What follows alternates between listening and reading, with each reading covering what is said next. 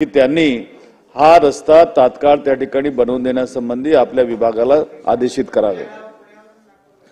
संबंधित सदस्यांनी जी सूचना केली आहे त्या सूचनेचा आदर करून संबंधित नॅशनल हायवेच्या अधिकाऱ्यांना तात्काळ सूचना करण्यात येतील की जी दुरुस्तीचं काम त्या ठिकाणी अपुरं असेल तर ते तात्काळ दुरुस्त करण्यात यावं।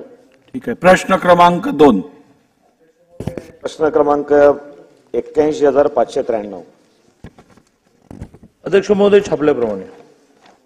अध्यक्ष महोदय, हा मुंबई विद्यापीठाच्या कालिना कॅम्पस जे आहे त्या ठिकाणच्या न्यू गर्ल्स वसतिगृहामधील असलेल्या असुविधा, सुरक्षेचे प्रश्न असे वेगवेगळ्या मुद्द्यांवरचा प्रश्न होता आणि माननीय मंत्री महोदयांनी दूषित पाण्यामुळे जी समस्या निर्माण झाली त्याच्याबद्दल सविस्तर उत्तर दिलेलं आहे, सकारात्मक। त्या ठिकाणी मुलींना ची गैरसोय झाली, आजारपण वाढली तिकडे, त्यानंतर लगेच वॉर फुटिंगवर काम झालं।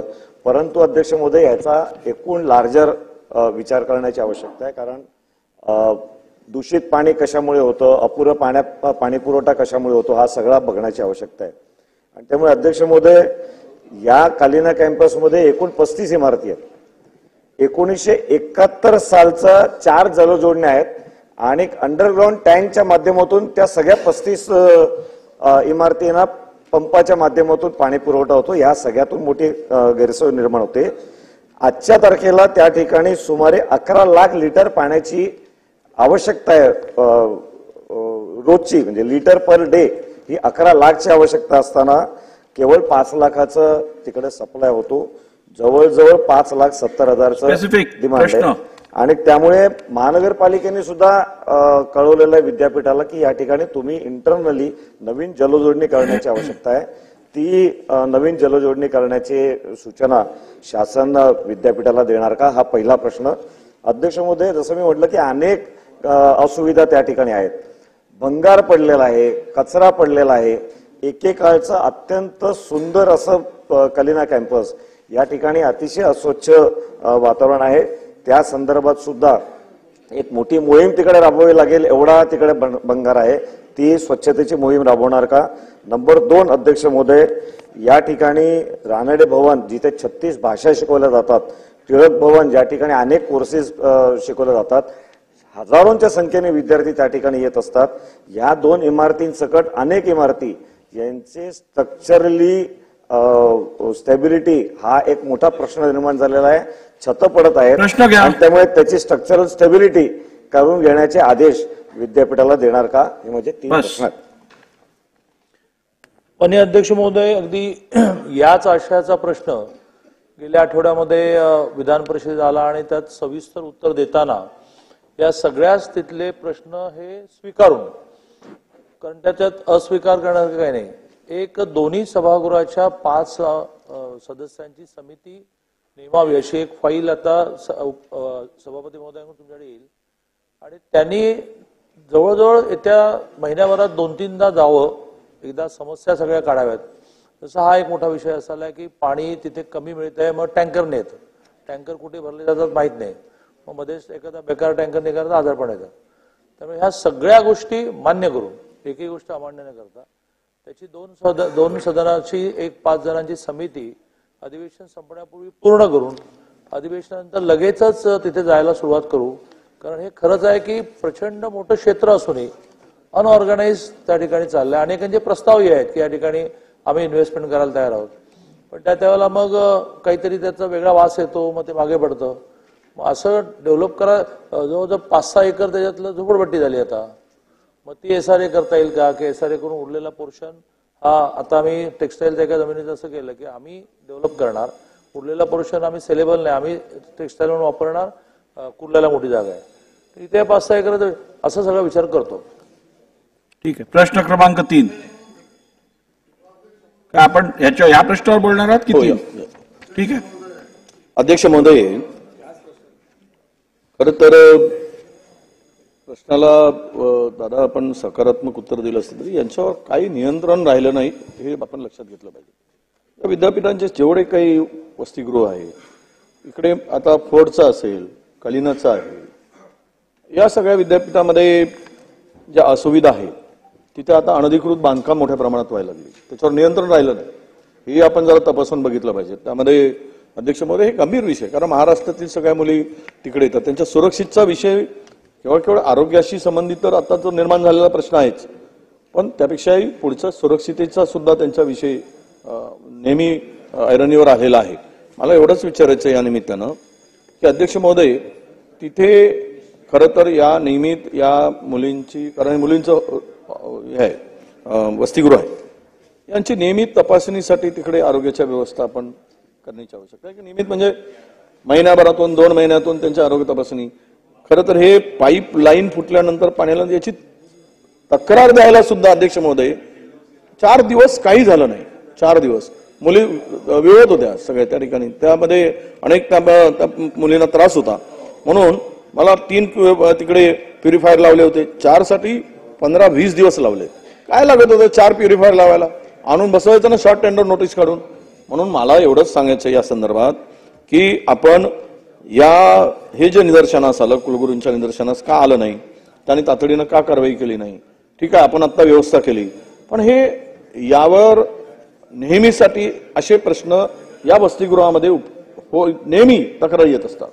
माझ्याकडे यापूर्वी सुद्धा 5-6 तक्रारी त्या संदर्भातल्या आलेल्या आहेत. तर कायमस्वरूपी काहीतरी याच्यावर करा उपाय, की तिकडे कमी काय आहे, मॅनपॉवर कमी आहे तिकडे. आपल्याकडे या विद्यापीठामध्ये मी कालच आपल्याशी चर्चा करताना म्हणालो की इकडे साफसफाईसाठी माणसं नाहीत आपल्याकडे, कारण आपण म्हणजे शिक्षक तर कर्मचारीच भरले नाहीत. तर हे सगळ्या गोष्टी आपण तातडीनं करण्यासाठी एक कायम ठोस उपाययोजना करावी अशी माझी मागणी आहे अध्यक्ष महोदय. अध्यक्ष महोदय, 2017 साली आपण जो नवीन विद्यापीठ कायदा स्वीकारला त्याच्यामध्ये मोठ्या प्रमाणात शिक्षण क्षेत्रातून ही मागणी होती की बाबा विद्यापीठ ही स्वायत्त असली पाहिजे. आता ती इतकी स्वायत्त आहेत की तिथे कणभर सुद्धा आपलं काही चालत नाही. ही मी काही खंत व्यक्त करत नाही, आणि त्याचेही काही परिणाम आहेत. मग राज्यपालांनी मध्ये म्हणजे कुलगुरूंनी भ्रष्टाचार जरी केला तरी त्यांना राज्यपाल नियुक्त करतात, तर नियुक्त करणारी ऑथॉरिटी काढू शकत नाही. तो करेक्शन केला आणि त्यातून आता एका विद्यापीठावर चाललाय विषय. त्यामुळे थोड्या मर्यादा आहेत, पण आता हा मार्ग काढू. 5 जणांची समिती या निमित्ताने निमित्त त्या ठिकाणी पाठवू. आशिष शेलारजी. अध्यक्ष महोदय, हा विषय जरी एका स्पेसिफिक घटनेचा असला तरी अध्यक्ष महोदय आपणही मुंबई विद्यापीठात शिक्षण घेतलेलं आहे. या उत्तरामध्ये इतकी खरं तर माननीय मंत्री महोदय घोळ केलेला आहे. प्रश्न स्पेसिफिक विचारलाय की उलट्या झाल्या, पाणी दूषित होतं, तुम्ही उत्तरात म्हटलं अंशतः खरं आहे. आणि मग तुम्ही म्हणालात की बाबा पाणी वगैरे आम्हाला कळलं, त्यांना उलट्या घामोळ्या सगळ्या आल्या होत्या, मग दूषित पाण्याचे पाईप बदलले, प्युरिफायर लावले, आणि मग शेवटला तुम्ही म्हणालात दूषित पाण्यामुळे विद्यार्थिनींना उलटीचा त्रासाला समोर जावे लागल्याची बाब वसतिगृह प्रशासनाच्या निदर्शनास आली नाही. मग कोणाची आली, जबाबदारी कोणाची आहे?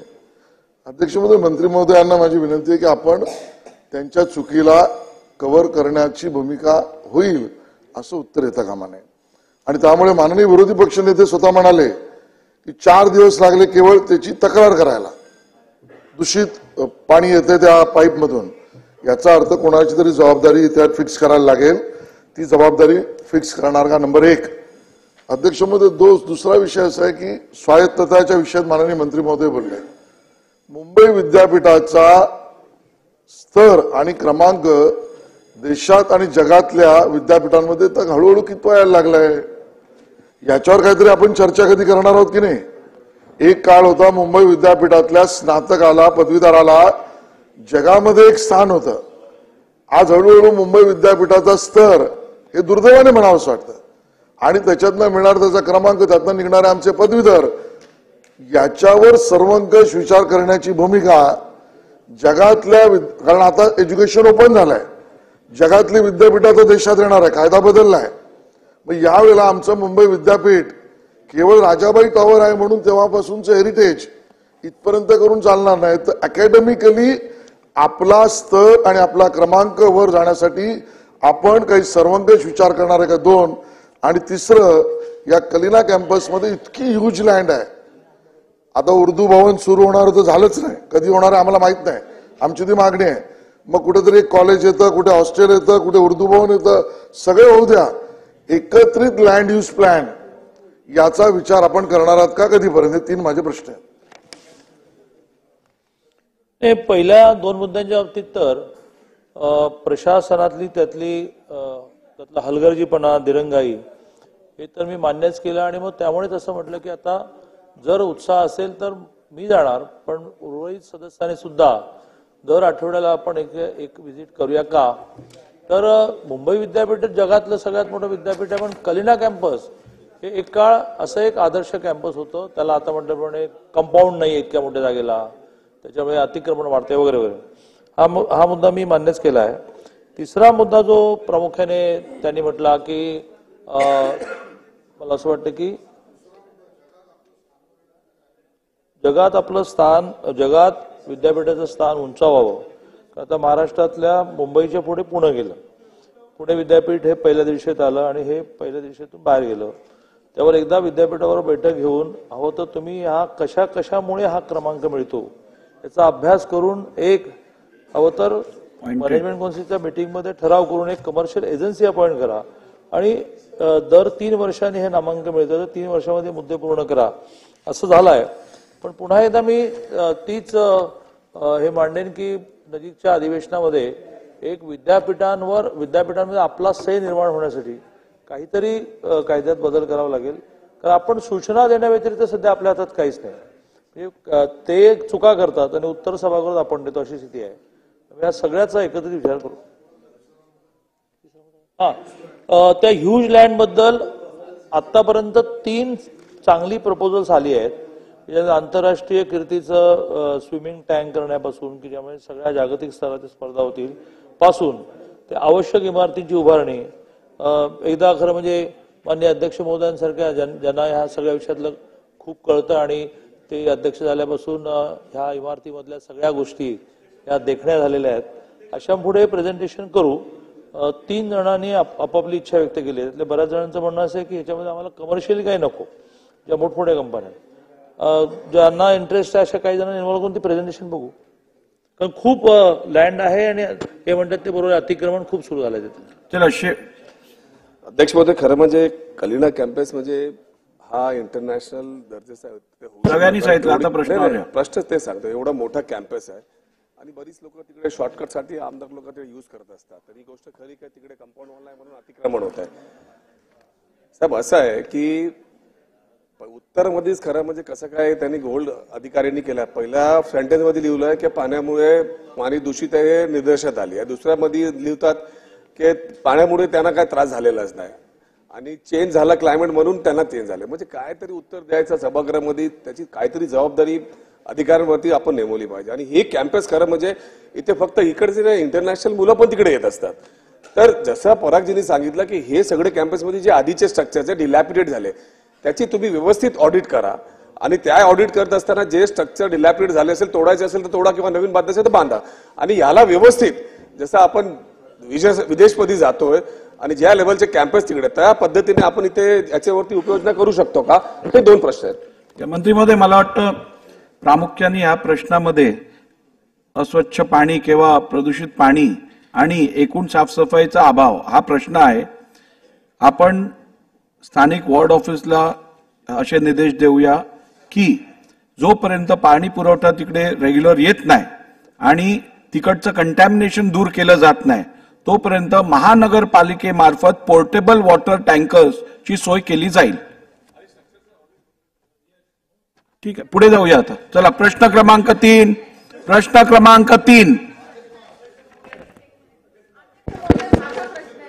81,284 वितरित केल्याप्रमाणे. अध्यक्ष महाराज, ज्या विभागातून मी येतो विदर्भातून, तिथून हा सगळ्यात मोठा कापसाचा बेल्ट आहे आणि कापसाचा शेतकरी हवालदिल झालेला आहे. कापसाचा शेतकरी आत्महत्या करून राहिला आहे. कापसाचा शेतकरी कापूस पेरणं सोडून देऊन राहिलेला आहे. स्पेसिफिक घ्या. आणि मंत्री महोदय सांगतात की आम्ही हमीभाव दिलाय, पण हे हमीभाव जेव्हा देतात याची खरेदी केंद्राच्या एकूण CCI मार्फत केल्या जाते. आणि खरं तर तुम्ही हमीभाव जे देऊन राहिले ते हमीभाव आता कापसाला जेवढा खर्च येतो त्याच्यापेक्षा कमी हमीभाव आज आहे. तर CCI ची खरेदी जेव्हा सुरू होते तेव्हा मार्च येते आणि कापूस हा नोव्हेंबर डिसेंबर मध्ये येते, म्हणून सीसीआयची खरेदी हे केंद्र शासनाने सांगून नोव्हेंबरच्या 1 तारखेला सगळ्या महाराष्ट्रभर सीसीआयचे केंद्र सुरू करणार आहे का, पहिला प्रश्न. दुसरा प्रश्न, महाराष्ट्र सरकारनं स्वर्गीय भाऊसाहेब फुंडकर होते तेव्हा कापूस एक अधिकारामार्फत राज्य शासन कापूस घेत होता आणि त्यामुळे मोठा दिलासा आपल्या कापूस उत्पादक शेतकऱ्यांना, विदर्भाच्या महाराष्ट्राच्या शेतकऱ्याला भेटत होता. त्यामुळे आता ते कापूस एक अधिकार जो शासनाने बंद केलेला आहे तो पुनर्जीवित करण्यासाठी शासन विचार करणार आहे का आणि करून शेतकऱ्याला दिलासा देणार आहे का, प्रश्न क्रमांक 2. आणि तिसरा प्रश्न आहे माझा की आज आपण सांगून राहिले की कापसाले जे हमीभाव दिलेले आहेत याच्यातनी 6,620 आणि चांगल्या लांब प्रतीचा जो धागा येते त्याला 7,020 रुपये. साहेब आता एक बोंडअळीमुळे आता अकोला जिल्ह्यात विदर्भात कापसाच्या थैल्यासाठी मारामार झाली, पोलीस बंदोबस्त लावा लागला आणि उत्पादन एकरी 5-7 येऊन राहिलं, खर्चाच 8,000 रुपये येऊन राहिला. आणि आपण जर सांगू की केंद्र 7,020 रुपये दिन ते कमी आहे, तर कापसाचा भाव वाढवण्यासाठी केंद्र शासनाला राज्य सरकार शिफारस करणार आहे काय, प्रश्न क्रमांक 3. बस. सन्माननीय सदस्यांनी या ज्या प्रश्नाच्या बाबतीत कापसाचे भाव कमी जास्त होतात, परंतु हे खरं आहे का आपण ज्या ज्या वेळेस कापूस खरेदी करतो त्या त्या वेळेस आपल्या सीसीआय पेक्षाही मार्केटमध्ये जास्त भाव असतो, म्हणून त्याची खरेदी ते करतात. आणि आताच त्यांनी जे सांगितलं का गेल्या वर्षी शेतकरी जो अडचणीत आला, या अडचणीत आलेल्या शेतकऱ्यांसाठी महाराष्ट्र सरकारकडून प्रति हेक्टर 5,000 रुपयाप्रमाणे 2 हेक्टर पर्यंत पैसे दिले जाईल. एक अधिकाराच्या बाबतीत बसा, त्यांचं उत्तर होते, बसा, असं नाही चालणार. बसा, पहिले एकदा उत्तर होऊ द्या. नाही करा, चला बसून बोलू नका, उत्तर द्या आपण. तर एक अधिकारी कापूस खरेदी जी पूर्वीची सिस्टीम होती ती केंद्र सरकारने राज्य सरकारने बदलली, कारण की मार्केटमध्ये त्यांना जास्त भाव मिळतो. सीसीआयचा बी भाव वाढवलं, 7,020 केलं लांब धाग्याचा आणि 5,000 रुपये प्रति हेक्टर प्रमाणे 2 हेक्टर पर्यंत महाराष्ट्र सरकार नुकसान भरपाई देणार, हेही बोललो मी. आणि सीसीआयच्या बाबतीत तुम्हाला जे एक अधिकारी पाहिजे तसा केंद्राकडे प्रस्ताव पाठवू. विरोधी पक्ष नेते. नाही अध्यक्ष महोदय, महाराष्ट्रातील विदर्भ आणि मराठवाडा हा कापूस उत्पादकांचा एक बेल्ट काय तो परिसर म्हणून आपण ओळखला जातो. अध्यक्ष महोदय, खरं तर मी अनेक त्या ठिकाणी स्वतःही बोंडअळीचा प्रादुर्भाव झाला त्यावेळेस गेलो होतो, अतिवृष्टी झाली. आपण सगळ्यांनी पाहिलंय की आपण 1.5 हमीभाव देणार होता, हमीभावाच्या 1.5 आपण. आणि माननीय पंतप्रधान नरेंद्र मोदी साहेबांनी सुद्धा उत्पादनाला 1.5 आम्ही भाव देऊ सांगितलं होतं. तुम्हाला देशामध्ये आज ज्या काही उत्पन्न होतात, काय बाबा दादा काय नाही, त्यांना बोलायचं आहे, ते म्हणत होते. काल सभागृहामध्ये राहुल गांधींचं नाव घेतल्याच्या नंतर यांनी हंगामा केला. आज आदरणीय पंतप्रधान नरेंद्र मोदी साहेबांचं नाव कशासाठी घेतात? ठीक आहे, मी काल सांगितल्याप्रमाणे बघा, राहुल गांधी पंतप्रधान नाही, देशाचे पंतप्रधान नरेंद्र मोदी आहेत. पॉलिसीवर बसून घ्या. कोणावर बोलायचं एवढी चला मुद्द्यावर या, कारण नाही, मुद्द्यावर या. म्हणजे आणि उद्देश काय आहे? खरं तर तुम्हीच म्हणाला होता, आम्ही नाही म्हणालो. 1.5 शेतकऱ्यांना हमीभाव देण्याचा दावा केला होता. बरं, त्यामध्ये सुद्धा हे बसून बोलू नका आता. माझ्याकडे बघून बोला. नाही, हे बंद करा, ते चालू राहणार. तुम्ही करा. मी ते रेकॉर्डवर घेत नाहीये, ही पद्धत नाही. मी कोणावर आरोप केला का? बसा, एक मिनिट. विरोधी पक्ष नेते बसा. बघा, नाही दाम बसा. विरोधी पक्ष नेते वडेट्टीवार साहेब, आपल्या सभागृह चालवायचंय, थांबा जरा. हे बघा, वारंवार या सभागृहात ज्येष्ठ नेत्यांची नावं जेव्हा घेतली जातात तेव्हा सर्व सदस्यांकडनं आक्षेप घेतला जातो. मी आपल्याला स्पष्टपणे सांगू इच्छितो, नियम 35 अन्वये जर का काही आक्षेपार्थ आपण बोललात किंवा कोणता आरोप करत असाल तर नोटीस दिल्याशिवाय मी आपल्याला नाव घ्यायची परवानगी देणार नाही. नंबर 1. नंबर 2, केवळ नाव घेतलं आणि प्रशंसा जर करत असेल तर कोणाला काय अडचण असायची विषय राहत नाही. त्यामुळे त्यांना त्यांचं म्हणणं बोलू दे. जर का त्याच्यात काय आक्षेपार्थ असेल, आरोप करत असतील तर मी ते रेकॉर्डवरनं काढून टाकेन. चला. अध्यक्ष महोदय, साधारणतः देशामध्ये 300 लक्ष ती गाठी तयार होतात आणि महाराष्ट्रामध्ये साधारण 80 लाख गाठीचं उत्पन्न होतं. खरं तर यावेळेस कापसाचे भाव का पडलेत? CCIचे पुरेसे केंद्र नव्हते. व्यापाऱ्यांनी डल्ला मारला. 15 लाख गाठी आपण निर्यात करून घेतले. हा खरा मुद्दा आहे. कापसाचे भाव पडण्याला कापूस आपल्याकडे आपल्याशी भाव मिळत नाही, व्यापारी उचलत नव्हते आणि तुम्ही 15 लाख गाठी जर निर्यात करत असाल तर मात्र मग शेतकरी त्यामध्ये पिसला जाईल, ही वस्तुस्थिती आहे. आणि आयात केल्यामुळे आयात केली म्हणजे आज जर 15 लाख गाठी देशामध्ये आले नसते तर व्यापारी हा कापूस खरेदी करू शकले असते आणि त्यांना निश्चितपणे भाव मिळाला असता अध्यक्ष महोदय. पण खाजगी व्यापाऱ्यांनी यामध्ये फायदा उचलला.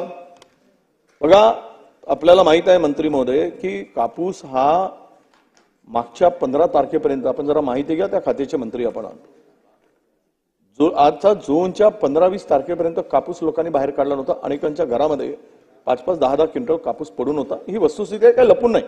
एक तुम्ही शेतकरी, तुम्ही ग्रामीण भागातले, मी पण ग्रामीण भागातला आहे. ही सगळी परिस्थिती काय दर्शवते अध्यक्ष महोदय? हे CCIचं जे काही दर आहेत ते त्या दराप्रमाणे खरेदी होत नाही, त्यांचे पुरेसे सेंटर नाहीत अध्यक्ष महोदय. आणि या सगळ्यामध्ये जे काही आता आपण पाहिलं साहेब की बियाणांचा मोठा प्रॉब्लेम आहे. ते HTBTचं बियाणं हे पूर्ण काळा बाजार सुरू आहे, अवैधपणे सुरू आहे. यांना भरारी पथक तुमचे आहेत, त्या पथकांची नियुक्तीची कारवाई करून सुद्धा अवैध कापूस बियाणे राजरोसपणे महाराष्ट्रात येत आहे.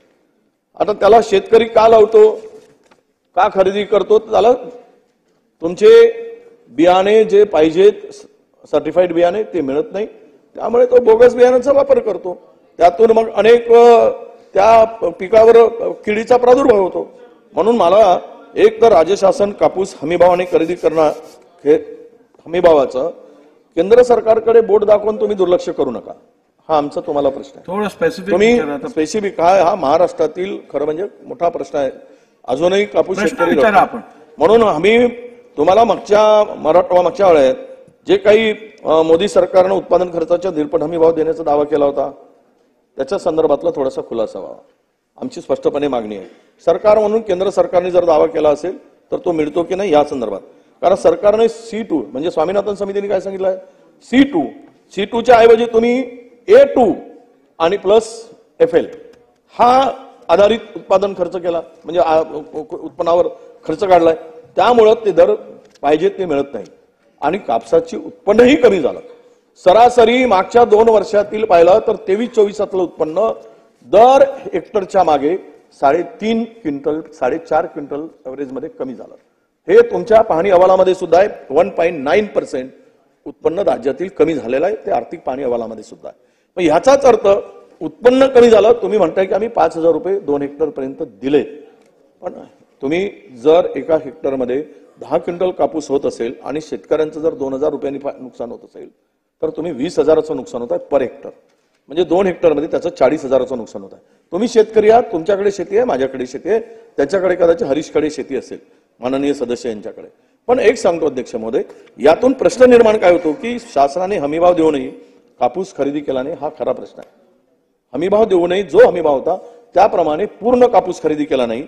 हा कापूस महाराष्ट्रातील एकूण कापूस उत्पादक शेतकरी किती आहेत आणि किती कापूस पणन महामंडळाने खरेदी केला, हा पहिला प्रश्न. दुसरा प्रश्न असा आहे की खाजगी व्यापाऱ्याने किती कापूस खरेदी केला, हा पहिला दुसरा प्रश्न. आणि खरेदी केला तर किती कापूस CCI आहे ते CCI ने किती कापूस खरेदी केला, हे जर आकडे आता आपल्याकडे आले, आपण सांगू शकलात तर मला वाटतं की खाजगी व्यापाऱ्याने कमी दर दिला असताना अशा व्यापाऱ्यावर शासनाने का कारवाई केली याचं उत्तर मिळेल. म्हणून माझे 3 प्रश्न आहेत की शासनाने हमीभाव म्हणजे सीसीआयने किती खरेदी केला, व्यापाऱ्यांनी किती खरेदी केला आणि केंद्राकडे राज्य सरकारने स्वामीनाथन अहवालाप्रमाणे आपण C2 प्रमाणे हमीभाव केंद्र सरकार काढून देईल का, तरच कापूस उत्पादकांचं भलं होईल. तशी शिफारस राज्य सरकार करेल का? सन्माननीय विरोधी पक्ष नेत्यांनी जी माहिती मागितली ती खरी. सीसीआयने या हंगामामध्ये जी खरेदी केलेली आहे 12 लाख क्विंटल सीसीआयने खरेदी केली. खासगी इतर कापूस खरेदी अंदाजित ही जी 59,073 इतकी नोंद आमच्याकडे गाठी खरेदी केलेल्या प्रायव्हेट व्यापाऱ्याची म्हणजे 3,16,095 क्विंटल इतका माल प्रायव्हेट व्यापाऱ्यांनी खरेदी केला. आणि या सर्व आपण एकंदरीत पाहिलं तर याच्याबद्दल महाराष्ट्र सरकारने केंद्राकडे सातत्याने जो प्रयत्न केला ते स्वामीनाथन कमिटीच्या माध्यमातून भाववाढ मिळावी. परंतु गेल्या वर्षी केंद्र सरकारने जी भाववाढ दिली त्यामध्ये जे लांब धाग्याचा आहे त्याला 640 रुपये भाववाढ दिली आणि दुसरा जे आहे त्याला 540 अशा 2 कापसाचे बायफ्रिकेशन करून त्याला केंद्र सरकारने नवीन भाव दिला. त्या पद्धतीने आपण सीसीआयची खरेदी करू लागलो. याच्या व्यतिरिक्त सर्वात महत्वाचा जो प्रश्न आहे त्या प्रश्नामध्ये जी ई पीक पाहणी आपण करतो त्या ई पीक पाहणीची नोंदणी नसल्या कारणाने अनेक शेतकरी अडचणीमध्ये येतात. असं आपल्या सन्माननीय सदस्यांनी मला पत्र दिला होता. त्यानुसार मग आम्ही त्याची पूर्ण माहिती घेतली. तर हे खरं आहे का कापसाची लागवड करताना ई पीक पाहणी होत नाही, त्याच्यामुळे शेतकऱ्याच्या कापूस खरेदीला सीसीआय कडे अडचण येते. केंद्र सरकारचे जे धोरण आहे जे नियम आहे त्याची नोंद होणं आवश्यक आहे. त्यासाठी कदाचित कांद्याचाही असाच प्रकरण आपल्या समोर आला होता. कांद्याची नोंद ऑनलाईन नव्हती, ई पीक पाहणी नव्हती. त्यावेळी दादा भुसे साहेबांनी त्यामध्ये निर्णय घेताना असं सांगितलं का आपण एखादी कमिटी करता येईल का. तर निश्चित अध्यक्ष महोदय आपण ग्रामसेवक, कृषी सहाय्यक आणि तलाठी ज्या शेतकरी बांधवांची नोंदणी झाली नसल या कमिटीने तसं माहिती दिली. तालुका लेवलवर, गाव लेवलवर आपले कर्मचारी अधिकारी आहेत, त्यांच्या माध्यमातून निश्चित त्यांची नोंद घेतली जाईल. हे मी आपल्या समोर जाहीरपणे जी काही थोड्याफार अडचणी शेतकरी बांधवांना येतात त्यांच्यातर्फे तो सहानुभूतीपूर्वक आपण हा विचार करून निर्णय घोषित करतो. प्रकाश सोळंके साहेब. अध्यक्ष महोदय, मराठवाड्यामध्ये आणि विदर्भामध्ये कापसाचं उत्पादन हे पडणाऱ्या पावसावरती मेनता अवलंबून आहे आणि म्हणून उत्पादकता अतिशय शेतकऱ्याला कमी मिळते. त्याचप्रमाणे सध्या BT2 बियाणं प्रामुख्यानं हा शेतकरी वर्ग BT2 बियाणं वापरतोय.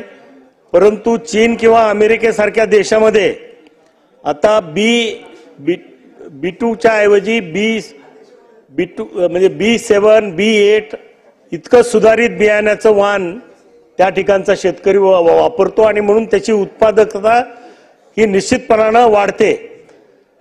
कमी हमीभाव एकीकडे उत्पादकता कमी आहे आणि म्हणून माझा स्पेसिफिक प्रश्न आहे की बियाण्याच्या बाबतीमध्ये B7, B8 हे बियाणं आपल्या शेतकऱ्याला वापरता यावं त्यासाठी महाराष्ट्र शासन केंद्र शासनाकडे हे वापराच्या बाबतीमध्ये शिफारस करेल का आणि सुधारित बियाणं शेतकऱ्यासाठी उपलब्ध करून देईल का. आता जे दादांनी सांगितलं त्या पद्धतीने कृषी मंत्री महोदयाशी मी चर्चा करल. कारण की 2 वेगवेगळे विभाग आहे. एकपणाने कृषी मंत्री महोदयाशी चर्चा करून निश्चित त्यांना ही सर्व बाब आज जी सन्माननीय सदस्यांनी मांडली त्याच्याबद्दल सकारात्मक निर्णय सरकार घेईल. यशोमती ताई. अतिशय महत्त्वाच्या विषयावर या ठिकाणी चर्चा सुरू आहे. अध्यक्ष महोदय, कापूस हा विदर्भाचा प्राण आहे आणि जर विदर्भातला शेतकरी जिवंत राहिला पाहिजे असं जर वाटत असेल तर कापूस पणन आणि शेतकऱ्यांना आपण ताकद दिली पाहिजे. अध्यक्ष महोदय, मी इथे कापसाची एकरी खर्च किती होतो त्याचा एक थोडासा तपशील देते. अध्यक्ष महोदय, थोडंसं, कारण त्याच्यावर पॉलिसी मेकिंग झाली पाहिजे. अध्यक्ष महोदय, जमिनीच्या मशागतीला 2 ते 3 हजार रुपये लागतात. बियाण्याच्या खर्चाला 4 ते 6 हजार रुपये लागतात. खताला 5 ते 6 हजार रुपये लागतात. कीटकनाशक जर वापरायचं असेल तर त्याला आपण परत 7 ते 8 हजार रुपये लागतात. निंदण, डवरण, तणनाशक हे काढायचं असेल तर 7-8 हजार रुपये लागतात. सर्व मजुरी वगैरे सगळं जर आपण पकडलं तर परत त्याला 7-8 हजार रुपये लागतात. एकूण आपण जर बघितलं तर खर्च येतो 40 ते 60 हजारापर्यंत तो खर्च जातो. कमी जास्त होतं काही ठिकाणी. अध्यक्ष महोदय, त्या तुलनेत मिळान किती आपल्याला उत्पन्न येतं तर अतिशय कमी उत्पन्न त्या ठिकाणी होतं की एकरी जर आपण बघितलं म्हणजे शेतकऱ्यांना 3,000 जवळपास 900 रुपयाचं उत्पन्न होतं. म्हणजे रोजाना जर आपण बघितलं तर 150 ऑन अन ॲव्हरेज रुपये शेतकऱ्याला मिळतात. आपण जर बघितलं तर तेलंगणामध्ये जी पॉलिसी इम्प्लिमेंट झालेली आहे तिथे सबसिडी मोठ्या प्रमाणामध्ये कापूस उत्पादक शेतकऱ्यांना मिळते आहे. आणि ती पॉलिसी आपण इम्प्लिमेंट करणार का? जर करणार असाल तर कधीपर्यंत आणि नाही करणार असाल तर का करणार नाही? कारण एका राज्यात जर देशामध्ये होत असेल तर ते दुसऱ्या राज्यात पण झालं पाहिजे. दुसरं अध्यक्ष महोदय, पणन आपण इतकं वीक करून ठेवलेलं आहे की तिथे ग्रेडर्स नसतात. सीसीआयचे आपण सेंटर्स उघडतो तिथे लक्ष नसतं आणि तो पूर्ण विभाग एकदम डबघाईस पडलेला आहे. म्हणजे जशी पॉलिसी पहिले होती त्याला पैसे देत नाही. अध्यक्ष महोदय, माझा प्रश्न असा आहे की एक तर आपण सबसिडी त्या ठिकाणी तेलंगणाप्रमाणे आपण सबसिडी मंजूर करणार का? आणि दुसरं, पणन बळकटीकरणासाठी आपलं शासन काय करणार आहे? मंत्री महोदय. नाही, आताच मी ताईंना पहिलेच बोललो याच्या अगोदरच्या प्रश्नाला उत्तर देताना का महाराष्ट्र सरकारने उत्पन्न कमी झालं म्हणून 2 हेक्टर पर्यंत 5-5 हजार रुपये प्रति हेक्टर देण्याचा निर्णय सन्माननीय अजितदादा, मुख्यमंत्री महोदय या सर्वांनी घोषणा केली. त्याची अंमलबजावणी लगेच चालू होईल. नंबर 1.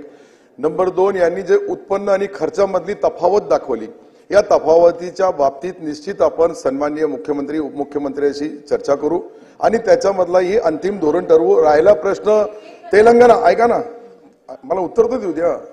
तेलंगणाचा प्रश्न आहे, त्या ठिकाणी आमचे अधिकारी जातील, लागलं तर मी जाईल, तिथे किती सबसिडी देतात, आपला राज्य सरकार किती देतो, या दोघांमधली तफावत कोण निश्चित त्याच्यावर अंतिम निर्णय घेण्यात येईल. नारायणराव. महोदय, थांबा. अध्यक्ष महोदय, हा खरोखर ताबा ट्रस्ट करणाऱ्या शेतकऱ्याचा प्रश्न आहे. आता मी तुम्हाला एक एकर प्रमाणे जर त्याचा खर्च जर बघितला, कोणतंही बी घ्या 800 ते 850 रुपये आणि ब्लॅक मध्ये जर गेला तर 1600 रुपयाला बियाची बॅग जाते. 2 बॅगी 1 एकरला लागतात. लक्षात घ्या, त्याच्यात काळाबाजारही होतोय बियामध्ये. त्याच्यात खताचा खर्च जर एका नांगरणीला 1 एकरला 1500 रुपये लागतात. वथरणी आऊत आणलं तर त्याला 2000 रुपये लागतात. फुले पाडायची असेल, त्याला जर फुल्यावर लावायचं असेल तर 1000 रुपये. तो दोन वेळेस जर केल्या तर 2000 रुपये. हे सगळं झालेलं आहे. ऐका साहेब, ताबा ट्रस्ट करणारा शेतकऱ्याचा हा जगाचा पोशिंदा आहे. माझा शेतकरी, त्या शेतकऱ्याचे समजलंही पाहिजे तुम्हाला. भाषण करता येणार नाही, तुम्ही प्रश्न विचारा. ऐका सर, अध्यक्ष महोदय, तुम्ही एक गोष्ट ध्यानात ठेवा. ही बी असेल, खत असेल, फवारणी असेल, निंदणी असेल, वेचणी असेल, कापसाला वेचायला किलोला 10 रुपये घेतात आणि त्याला कितीही कसाही कापूस पिकला तरी 10 क्विंटल पेक्षा 1 एकर मध्ये होत नाही. त्याला जर तुम्ही 4, 5, 7 हजार रुपये भाव दिला तर त्याला 70,000 खर्च येतो. 40 ते 50 हजार रुपये. ताई नाही सांगितलं. माझं म्हणणं असं आहे की सीसीआय वेळेवर केंद्र सुरू केल्यामुळे बाजारामध्ये त्याला भाव मिळाला नाही. पहिली गोष्ट, सरकार वेळेत सीसीआय केंद्र कापसासाठी खरेदी वेळेत सुरू करणार का? आणि सरकारने जे हेक्टरी 5000 रुपये आता अनुदान केलं, मी तर अभिनंदन करतो, पण ते 10,000 रुपये आपण वाढवून देणार का? हा एक प्रश्न आहे. आणि तिसरा प्रश्न असा आहे की आज शेतकऱ्यासाठी हमी भाव वाढण्यासाठी केंद्र सरकारकडे आपण शिफारस करणार का? कमीत कमी 8 ते 10,000 रुपये जर कापसाला भाव मिळाला तर त्याचा फायदा होईल. सोयाबीनची बी, अध्यक्ष महोदय, सोयाबीनची खर्च जर तुम्ही बघितला 1 एकर मागं तुम्ही फुले संगम लावता, कोणतेही लाव. मी बी शेतकरी, सभागृहातल्या प्रत्येक माणसावर शेती. तुम्ही सोयाबीनचाही मराठवाड्यात कापूस आणि सोयाबीन हा प्रश्न जर विचार केला तर कापसाचा शेतकरी पितून आला त्याचाही तोच प्रॉब्लेम आहे. त्या सोयाबीनलाही हमी भाव आपण जास्तीत जास्त 7,000 पर्यंत देणार का? हे माझे 4 प्रश्न साहेब. मंत्री महोदयांनी याचं उत्तर द्या. मंत्री महोदय, ही विनंती माझी. नाही, सन्माननीय नारायणरावजीने जे बोलले, आपण 7,000 नाही 7,020 देतो. 110 CCI केंद्र चालू आहे. 12 लाख गेल्या वर्षी आपण ऐका ना. ठीक आहे, सोयाबीन पहिली कापसाचं होऊ दे मग सोयाबीनचा नारायणराव कापसाचं होऊ दे मग सोयाबीनचा प्रश्न नाही, पहिले कापसाचा प्रश्न आहे. त्याच्याबद्दल मला उत्तर देऊ द्या, नंतर मी सोयाबीनच्या बाबतीतही बोलतो सन्माननीय सदस्यांना. तर आपण एक जो आहे मध्यम धाग्याचा जो कापूस असतो त्याला 6,620 रुपये देतो. लांब धाग्याचा जो आहे त्याला 7,020 रुपये देतो. अशी एकंदरीत पाहिलं तर आपण गेल्या वर्षी 110 केंद्र जे CCIची खरेदी झाली, 12 लाख क्विंटल माल खरेदी केला. त्याच्या व्यतिरिक्तही या वर्षी ज्या सन्माननीय सदस्याच्या मागण्या आहे का त्याला तात्काळ सुरू करावं, निश्चित त्याला तात्काळ सुरू करण्यात येईल. वाढीव भावाच्या बाबतीत केंद्र सरकारला विनंती करण्यात येईल आणि या दोघांच्या व्यतिरिक्तही किमतीमध्ये जे तफावत आहे त्या बाबतीत सन्माननीय मुख्यमंत्री उपमुख्यमंत्री महोदयांशी चर्चा करून अजून काही वाढवता येईल का त्याचाही प्रयत्न करू. बाळासाहेब बोला. अध्यक्ष महोदय, उत्तर क्रमांक 4 आणि 5 मध्ये असं म्हटलेलं आहे की CCI यांच्याद्वारे महाराष्ट्र राज्य सहकारी कापूस पणन संघामार्फत ही खरेदी केली जाते. अध्यक्ष महोदय, माझा स्पेसिफिक प्रश्न या ठिकाणी आहे की CCI ज्यावेळेस कापूस खरेदीला येते त्यावेळी ते फक्त हायवेच्या जवळचे ज्या पट्ट्यामध्ये जास्त कापूस आहे तिथली केंद्र घेते आणि अध्यक्ष महोदय नंतर कापूस पणन महामंडळाला त्या ठिकाणी रुरल भागामधली केंद्र दिली जातात. माझा स्पेसिफिक प्रश्न आहे की कापूस पणन महामंडळानं यावर्षी किती लाख क्विंटल कापूस खरेदी केलेली आहे? मी याच्या अगोदरच बोललो मंत्री महोदय, अध्यक्ष महोदय, का आपण 12 लाख क्विंटल जो खरेदी केला त्यामध्ये CCI कडे त्यांची टीम नसते. आपल्याकडं जी आपली महाराष्ट्र राज्याची खरेदी केंद्र, राज्य सरकारची मॅनपॉवर त्यांना आपण देतो, त्या माध्यमातून आपण खरेदी करतो. आणि CCIच्या बाबतीत जो केंद्र सरकारच्या ज्या ठिकाणी केंद्र उघडले होते त्या ठिकाणी आलेल्या शेतकऱ्याच्या मालाची खरेदी केली. असं काही नाही का फक्त हायवेच्या ठिकाणी, ग्रामीण भागामध्ये भी ज्या ठिकाणी ई पीक पाहणी असते त्या ठिकाणी CCIची खरेदी होते. याच्या व्यतिरिक्त स्पेसिफिक आपण एखादा तालुक्याचं नाव सांगितलं, एखाद्या गावाचं नाव सांगितलं, तिथे कापूस जास्त आहे त्या ठिकाणी खरेदी करावी तर निश्चित महाराष्ट्र सरकार त्याचाही विचार करेल. राजेश शेकडे. धन्यवाद अध्यक्ष महोदय. अध्यक्ष महोदय, माझा मलकापूर मतदारसंघ हा विदर्भाचा प्रवेशद्वार आहे आणि त्या मतदारसंघात कापसाचं पेरा खूप जास्त असतो. अध्यक्ष महोदय, कापूस लागवडीपासनं कापूस घरात आणेपर्यंत जो खर्च कापसाला लागतो आणि आपण दिलेला हमीभाव याच्यात प्रचंड तफावत आहे. त्यामुळे माझे स्पेसिफिक 2-3 प्रश्न आहे. हमीभावाचा फेरविचार शासन करणार काय? हमीभावाने शासनाने खरेदी न केल्यामुळे शेतकऱ्यांनी बाजारपेठेत व्यापाऱ्यांना कापूस विकला. त्या व्यापाऱ्यांनी शेतकऱ्यांची प्रचंड फसवणूक माझ्या मतदारसंघात केली. दसरखेडला एक व्यापाऱ्याने जवळपास 1.5 ते 2 कोटी रुपयाची फसवणूक करून कापूस नेऊन कापसाचे पैसे दिले नाही. 150 ते 200 कोटी रुपये जग्गू नामक एक व्यापारी त्याने घेऊन 150 ते 200 कोटी रुपयांनी शेतकऱ्यांची फसवणूक केली. नांदुरा तालुक्यातही तोच प्रकार घडलेला आहे. असे अनेक व्यापाऱ्यांनी शेतकऱ्यांची फसवणूक केल्यामुळे शासनाने त्यांच्यावर कारवाई केलेली आहे. परंतु त्या शेतकऱ्यांना पैसे अद्यापपर्यंत मिळालेले नाही. त्या पैशांबाबत शासन काही दखल घेईल काय किंवा शासन त्या पैशांची जबाबदारी घेऊन त्यांना काही विशेष अनुदान देईल काय, असे माझे स्पेसिफिक 2 प्रश्न आहेत. धन्यवाद. व्यापारी बांधवांना काही शेतकरी बांधवांचे पैसे त्यांनी घेतले असल, दिले नसल, हे बाब खरी आहे. आपण त्याच्यावर गुन्हा दाखल केला आणि गुन्हा दाखल केल्यानंतर अध्यक्ष महोदय त्यांच्या त्या पद्धतीने जमानतही काही लोकांच्या झाल्या. परंतु अशी परिस्थितीमध्ये शेतकरी बांधवांना जी काही मदत करायची आहे त्याबद्दल निश्चित मी तपासून घेईल का आपण कोणत्या नियमामध्ये, कोणत्या धोरणामध्ये सरकारच्याकडून काही स्पेसिफिक काही ठिकाणी जे झालेला व्यापारी आणि शेतकऱ्यामधला व्यवहार, तर शेतकरी बांधवाला मदत केली जाईल. जोरगेवार साहेब बोला. अध्यक्ष महोदय, आपण सर्वात मागास अशा भागाच्या पिकावर प्रश्न चर्चा करतोय, तोही भारतातला सर्वाधिक श्रीमंत असलेल्या या मुंबईमध्ये बसून. अध्यक्ष महाराज, साधारणतः स्वामीनाथन आयोगाने 3 पद्धतीच्या पीक मोजण्यात सांगितलं, A2, A2, FL आणि C2. परंतु शासनाने हमीभाव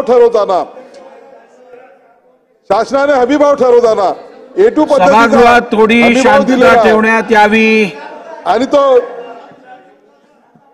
अध्यक्ष महाराज माझे पुन्हा दिवस आले आहे. 12 तारखेला मला पुन्हा मतदान करायचं आहे, मला बोलू द्या. बोला. अहो जोरगेवार साहेब, तुमच्या व्यतिरिक्त इतरांनी शांत बसावं. चला बोला. सर्वांनी शांत बसावं. 12 तारखेला मतदान आहे. अध्यक्ष महाराज, आपण या ठिकाणी कापसावर चर्चा करतोय आणि कापूस हा साधारणतः विदर्भ आणि मराठवाड्यामध्ये, आणि सुदैवानं मंत्री महोदय सुद्धा मराठवाड्यातले उत्तर ते सकारात्मक देखताय.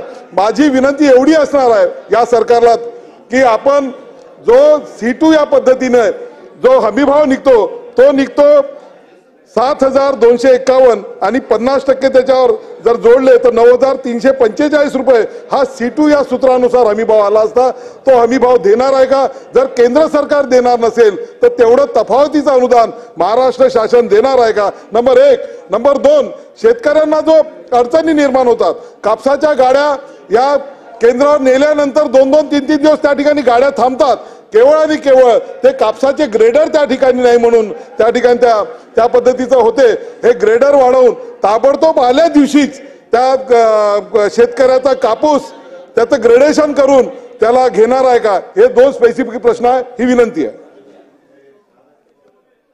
निश्चित या अगोदरही कापूस उत्पादकाची गुणवत्ता आणि त्यानुसार कापसाच्या भाववाढीबद्दल सन्माननीय आपल्याला ज्यांनी ही माहिती दिली आमचे मित्र किशोरजी जोरगेवार यांनी मला एक पत्रही दिलं होतं. मुख्यमंत्री महोदयाच्या माध्यमातून माझ्याकडे आला होता आणि त्यानुसार ह्या त्यांनी जी उत्पादकाच्या बाबतीत या दृष्टिकोनातून केंद्र शासनाकडे काही करणार का, वस्त्र उद्योगाशी आम्ही संबंधित मी दादाशी त्याच्याबद्दल चर्चा केली.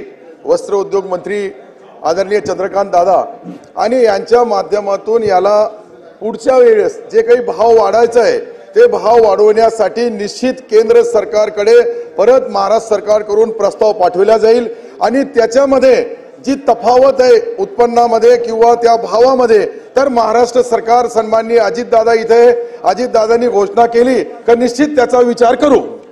ना अध्यक्ष महाराज, कापसाच्या प्रश्नावरचा प्रश्न आहे. कापसाचे भावाचा 1.5 विचार केला होता. 13-14 कापसाचे भाव होते 4,000 रुपये प्रति क्विंटल. आता त्याच कापसाच्या लांब धाग्याचा भाव झाला 7,020 रुपये. 2.25 पट वाढ झाली आणि तरी पण ते अजून 1.5 पट झालं नाही. आणि म्हणून मी आता प्रश्न विचारतोय, ही माहिती फक्त सांगितली. अध्यक्ष महाराज, मंत्री महोदयाने उत्तर दिले, शेतकऱ्यांनी FAQ दर्जाचा कापूस किमान हमी दरापेक्षा कमी दराने विकू नये असे आवाहन CCIने वर्तमानपत्रात आणि कृषी उत्पन्न बाजार समितीच्या माध्यमातून शेतकऱ्याला केलं. याचा काही परिणाम नाही. आपल्याला परिणाम साध्य करायचा असेल तर जिथं कापूस खरेदी होतो असे बाजार, आपल्याकडे कायदा आहे की हमी भावापेक्षा कमी भावाने कापूस कुठलाही माल खरेदी करू नये. प्रत्यक्ष बाजारात खरेदी होतो. माझं आपल्याला विनंती आहे की मार्केट कमिटी किंवा CCI किंवा आपल्या डिपार्टमेंटने प्रत्येक बाजारामध्ये एक ठळक अक्षरात बोर्ड लावावा की हमी भावापेक्षा जर कोणी कमी भावात माल घेत असेल तर त्याच्यावर दंडात्मक कारवाई होईल. आणि ही दंडात्मक कारवाई होण्यासाठी त्या यंत्रणेला पण सांगितलं पाहिजे. अशा प्रकारचा ठळक बोर्ड लावला तर मला असं वाटतं हे कंट्रोलमध्ये येईल. आणि आपण हे लावाल का असा माझा प्रश्न आहे. दुसरा प्रश्न असा आहे की खरेदी केंद्र जर उघडे करायचे असतील तर दिवाळीच्या वेळेला, कारण शेतकरी दिवाळीच्या वेळेला आपला शेतीमाल विकतो दिवाळीचा सण साजरा करण्यासाठी आणि मिळेल त्या भावात विकतो. तर त्यावेळेपासून जर आपण केंद्र सुरू केली तर मला असं वाटतं की हमी भावापेक्षा कमी भावात खरेदी कोणी घेणार नाही आणि जो घेईल तर शेतकरी केंद्रावर जाईल. हे दोन माझे प्रश्न आहेत. धन्यवाद. निश्चित सन्माननीय नानांनी ज्या सूचना मांडल्या, जे काही मागणी केली ती बरोबर आहे का? ज्या ठिकाणी कापूस जास्त पिकवत असेल अशा बाजारपेठामध्ये ज्या ज्या ठिकाणी ते बोर्ड लावता येईल, ॲडव्हर्टाइज करता येईल, हमी भाव आणि ते ठळक ठळक या शब्दात लिहिले जाईल आणि त्याची माहिती पण अशी सभागृहाला काय काय केलं पणन विभागाने त्याची माहिती दिली जाईल. दुसरा प्रश्न, आपण केंद्र सरकारकडे तो प्रस्ताव पाठवलेला आहे. त्यांनी सहानुभूतीपूर्वक विचार करून आपल्याला ती मदत केलेली आहे. आणि निश्चित खरेदी दिवाळीच्या मुहूर्तावर खरेदी करण्यात येईल. दीपक चव्हाण. तुमच्या फलटण, बारामती, अकलूज परिसरामध्ये मागच्या 10-20 वर्षापूर्वी कापसाची अत्यंत मोठ्या प्रमाणामध्ये लागवड केली जात होती. परंतु मध्यंतरी बोंडआळी असेल किंवा इतर तत्सम रोग असतील यामुळे कापसाच्या लागवडीचे प्रमाण कमी झालं. आणि गेल्या 2-3 वर्षापासून आमच्या फलटण, अकलूज, माळशिरस, बारामती भागामध्ये कापसाच्या लागवडी प्रमाण अतिशय वाढले. जवळजवळ फलटणमध्ये 1000 ते 1,500 हेक्टर पेक्षा अधिकचा कापूस लागवड झाली. माझी आपली मंत्रिमंडळाला विनंती की बाळासाहेब पाटील यांनी म्हणण्याप्रमाणे त्या ठिकाणी CCI खरेदी करत नाही आतल्या भागामध्ये. त्यामुळे त्या ठिकाणी पूर्वी शेतकरी कापूस उत्पादक संघ होता, फेडरेशन होतं, ते खरेदी करत होतं. परंतु फेडरेशन बंद झालं आणि CCI खरेदी करू लागलं. तर माझी आपली विनंती की पूर्वीसारखं पुन्हा कापूस खरेदी केंद्र त्या भागामध्ये आपण सुरू करणार का? निश्चित सजेशन फॉर ऍक्शन. शेवटचा प्रश्न राजेश पवार. धन्यवाद अध्यक्ष महोदय. कापसाला, सोयाबीनला हमीभाव जाहीर केला जातो आणि बऱ्याचदा सरकार खरेदी सुद्धा सुरू करतं. परंतु त्या ठिकाणी शेतकऱ्यांचा कापूस किंवा सोयाबीन येत नसून त्या ठिकाणी व्यापाऱ्यांकडून मॅक्झिमम या ठिकाणी माल येतो. कारण का त्या ठिकाणी अधिकारी आणि खरेदीची जी एजन्सी आहे ते संगनमत करतात आणि शेतकऱ्यांना कुठल्याही सोयी सुविधा देत नाहीत. आताच काही सन्माननीय सदस्यांनी सांगितल्याप्रमाणे जेव्हा शेतकरी आपला माल त्या ठिकाणी घेऊन येतो त्याला 3-3, 4-4 दिवस त्या ठिकाणी आपल्या ट्रॅक्टरसह मालासाठी थांबावं लागतं आणि तो कंटाळून शेवटी त्या ठिकाणी खाजगी व्यापाऱ्यांकडे आपला माल अत्यंत कमी दरामध्ये विकतो. त्यामुळे माझा स्पेसिफिक प्रश्न सन्माननीय मंत्री महोदयांना हा आहे की या ठिकाणी जे अधिकारी संगनमत करून अशा प्रकारे व्यापाऱ्यांचाच माल खरेदी करतात त्यांच्यावर आपण कारवाई करणार का, हा एक प्रश्न. दुसरा प्रश्न, आता हंगाम येत आहे त्या ठिकाणी सोयाबीन मोठ्या प्रमाणे माझ्या नांदेड जिल्ह्यामध्ये नायगाव मतदारसंघामध्ये उत्पादन होतं. तर सोयाबीन खरेदीचा सुद्धा राज्य सरकार विचार करणार का? निश्चित आपण सांगितल्याप्रमाणे या वर्षीची जी 24-25ची खरेदी होणार आहे ती 7,121 रुपये प्रति क्विंटलने घेण्यात जाईल. म्हणजे 501 रुपयाची वाढ त्याच्यामध्ये ही दिली जाईल. आता मला जी माहिती मिळाली त्या माहितीनुसार मी आपल्याला लांब धाग्याचा जो कापूस आहे तो त्याची खरेदी 7,521 प्रमाणे केली जाईल. परत केंद्र सरकारने या आठवड्याभरामध्ये दुसऱ्यांदा भाव वाढवून दिलेला आहे. म्हणून शेतकऱ्याच्या बद्दल ही माहिती पोहोचावी आणि परत आपण ही 5,000 रुपये हेक्टर प्रमाणे 2 हेक्टर पर्यंत देणार आहे. मी हेही बोललो. राहिला सोयाबीनचा प्रश्न, तर निश्चित सोयाबीनचे भाव कमी आहे त्यामुळं शेतकरी संकटामध्ये आहे. त्याचाही विचार करून आम्ही त्या सोयाबीनच्या शेतकऱ्यालाही मदत करू. प्रश्न क्रमांक 4. प्रश्न पुकारा. प्रश्न क्रमांक 8109 अध्यक्ष महोदय, अध्यक्ष महोदय, अध्यक्ष महोदय, प्रश्न क्रमांक 8109. बोला. अध्यक्ष महोदय, छापल्याप्रमाणे. अध्यक्ष महोदय, उद्योग नगरीतील एल्प्रो शाळेत 3 वर्षाच्या मुलीचे सहाय्यक कर्मचारी मारहाण करून लैंगिक शोषण केल्याबद्दल मुलीच्या पालकांनी शाळेकडे तक्रार केल्यावर शाळा प्रशासनाने उडवाउडवीची उत्तरे दिल्याने पालकांनी नाईलाजास्तव न्याय मिळत नसल्याने राष्ट्रीय बाल हक्क आयोगाकडे तक्रार केली होती. ही वस्तुस्थिती आहे. अध्यक्ष महोदय, मंत्री महोदयांनी प्रश्नाच्या उत्तराअंतशः खरे उत्तर आहे असे सांगितले आहे. तर माझे 3 स्पेसिफिक प्रश्न आहेत. 1. शाळेतील घटनेच्या दिवशी CCTV फुटेज तपासून 3 वर्षाच्या मुलीवर अत्याचार केलेल्या शाळेच्या कर्मचाऱ्यावर गुन्हा दाखल करणार का? अध्यक्ष महोदय, जे पालक शाळेकडे न्याय मिळत नाही म्हणून राष्ट्रीय बाल हक्क आयोगाकडे दाद मागतात, परंतु शाळा प्रशासन दबावामुळे तक्रार मागे घेतली असली तरी सदर शाळा ही घटनेची शासन सुमोट चौकशी करणार का? आणि 3. पालकाच्या मानसिक स्थितीचा गैरफायदा घेऊन पालकांना तक्रार मागे घेण्याबाबत दबाव टाकणाऱ्या संस्था चालकांची चौकशी करून कारवाई करणार का? धन्यवाद.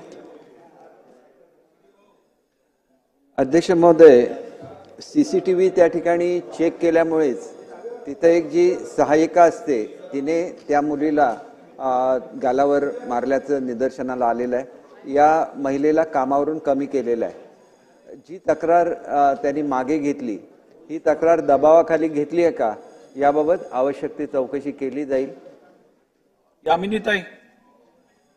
महोदय, अतिशय महत्वाचा हा प्रश्न आहे आणि त्याला मला 2 प्रश्न विचारायचे आहेत की आपण शिक्षण क्षेत्रात सुद्धा वेस्टर्न कल्चरला अडॉप्ट करायला जातोय. वेस्टर्न कल्चरमध्ये जर अशा पद्धतीनं पालकांनी तक्रार केलेली असेल आणि तर ती मागे घेतलेली असेल, कारण इतर बाबतीत आपण बघतो की कोर्टात गेल्यानंतर सुद्धा सेटलमेंट होतात आणि केस मागे घेतल्या जातात किंवा पोलीस स्टेशनमध्ये तक्रारी मागे घेतल्या जातात. पण या बाबतीत एक लहान मुलाचा प्रश्न आहे आणि राष्ट्रीय बाल अधिकार आयोगाकडे तक्रार केलेली असताना सुद्धा जर पालक ती तक्रार मागे घेतात, ही गंभीर बाब आहे. ही पालकांच्या सुद्धा निदर्शनास आली पाहिजे. मग अशा पालकांच्या बाबतीत आपण काय करणार? कारण मग असं जर होत असेल साहेब अध्यक्ष महोदय, तर पालक पुढे पहिली तर गोष्ट आलं नाही पाहिजे. त्यांनी पहिल्यांदाच शाळा प्रशासनाशी बोलून घेतलं पाहिजे. हा, धन्यवाद सर. मंत्री महोदय. सभापती अध्यक्ष महोदय, या महिलेला कामावरून कमी केलेलं आहे, म्हणजे तिला शिक्षा दिलेली आहे ज्या महिलेकडून हा प्रकार घडला ते.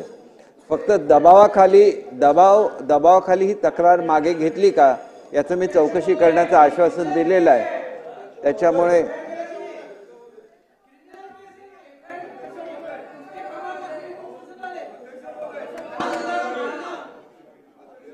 काय घेतो अध्यक्ष महोदय, माननीय मंत्र्यांनी खुलासा करावा. FIR केला की नाही? केवळ कामावर कमी करून कसं चालेल? लहान मुलाला मारहाण केली आणि FIR नाही, असं कसं? गुन्हा दाखल झाला पाहिजे.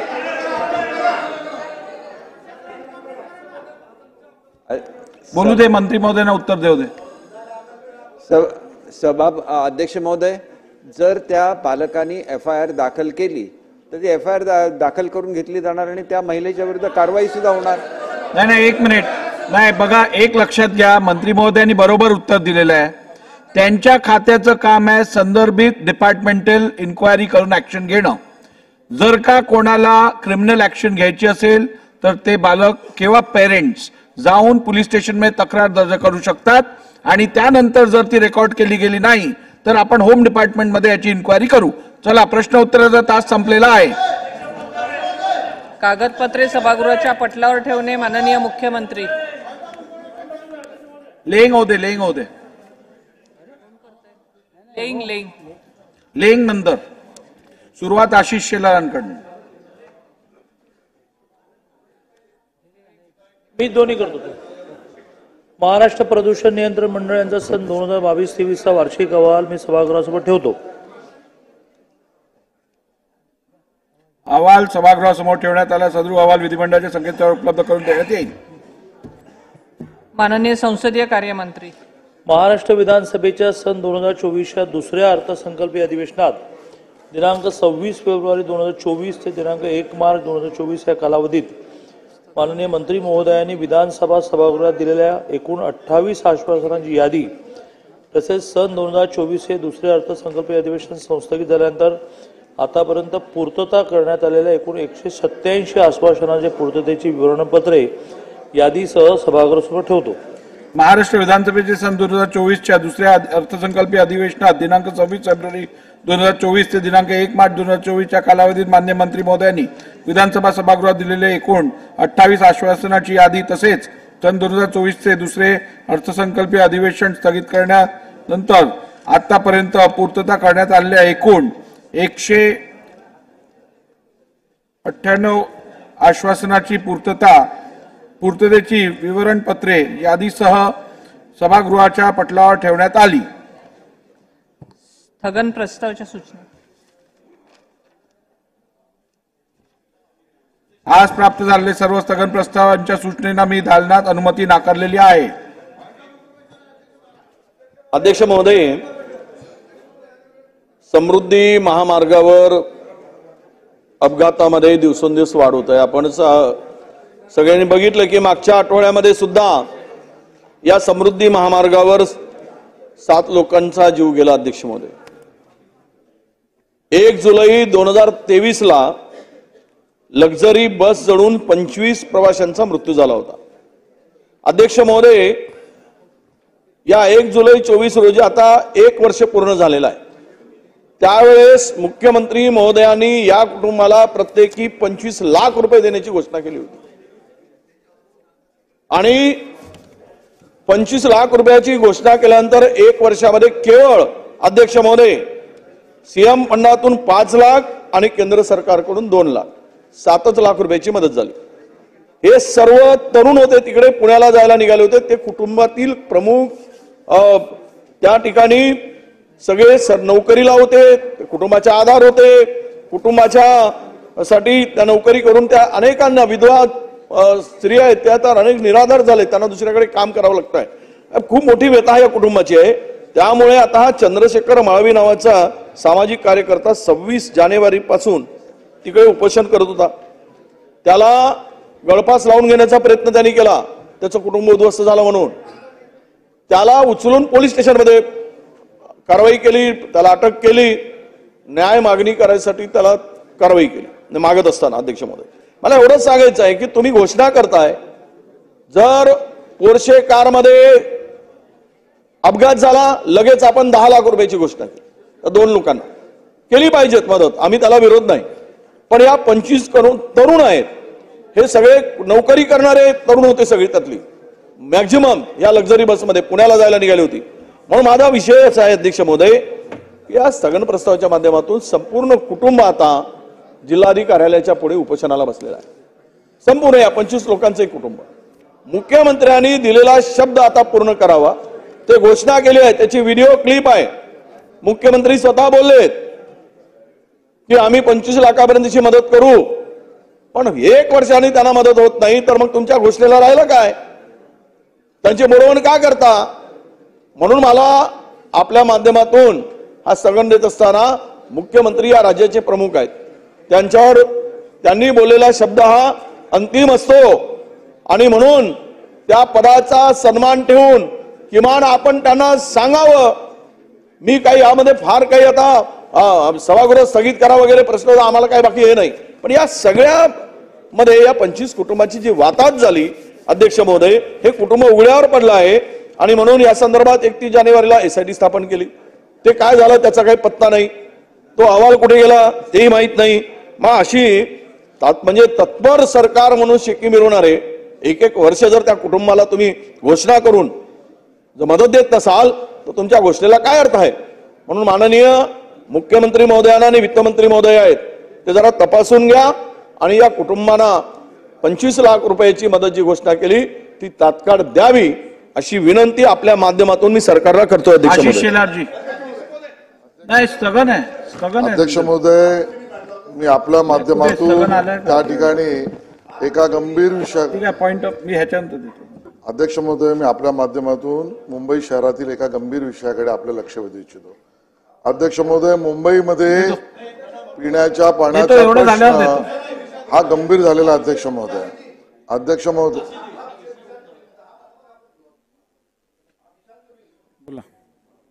अध्यक्ष महोदय, सन्माननीय विरोधी पक्ष नेत्यांनी तो विषय मांडला. माननीय उपमुख्यमंत्र्यांनी घोषणा केली 1 वर्षापूर्वी 30 जूनला, आता 1 वर्ष झालं, 25 लाख रुपये आम्ही देऊ. देवेंद्र फडणवीस साहेबांनी, ठीक आहे, सुधीर मुनगंटीवार जरा गांभीर्य समजा. देवेंद्र फडणवीस साहेबांनी घोषणा केली 1 वर्षापूर्वी की 25 लाख रुपये प्रत्येक कुटुंबाला देण्यात येईल. असे 25 कुटुंबांना पैसे देणार होते. 1 वर्ष झालं त्याचं नाही. आता 4 दिवसापर्यंत जेव्हा 1 वर्ष झालं, 30 तारखेला वर्ध्याचे खासदार आणि ते सर्व परिवारातील लोक उपोषणाला बसले दिवसभर वर्ध्याला, आणि त्यांनी हीच मागणी केली की लवकरात लवकर पैसे द्या. अध्यक्ष महोदय, एका कुटुंब, त्या सर्व कुटुंबातील लोकांनी एकत्र येऊन शेवटी असं सांगितलं की शासनाने दिलेलं आश्वासन, देवेंद्र फडणवीस यांनी दिलेलं आश्वासन पाळायचं नसेल तर फक्त उपमुख्यमंत्र्यांनी एकच येऊन सांगावं की मी जे आश्वासन दिलं होतं ते मी पूर्ण करू शकत नाही, आमचं समाधान होईल, आम्हाला 25 लाख रुपये नको. अशा पद्धतीची भावना सुद्धा त्या कुटुंबियाच्या लोकांनी व्यक्त केली.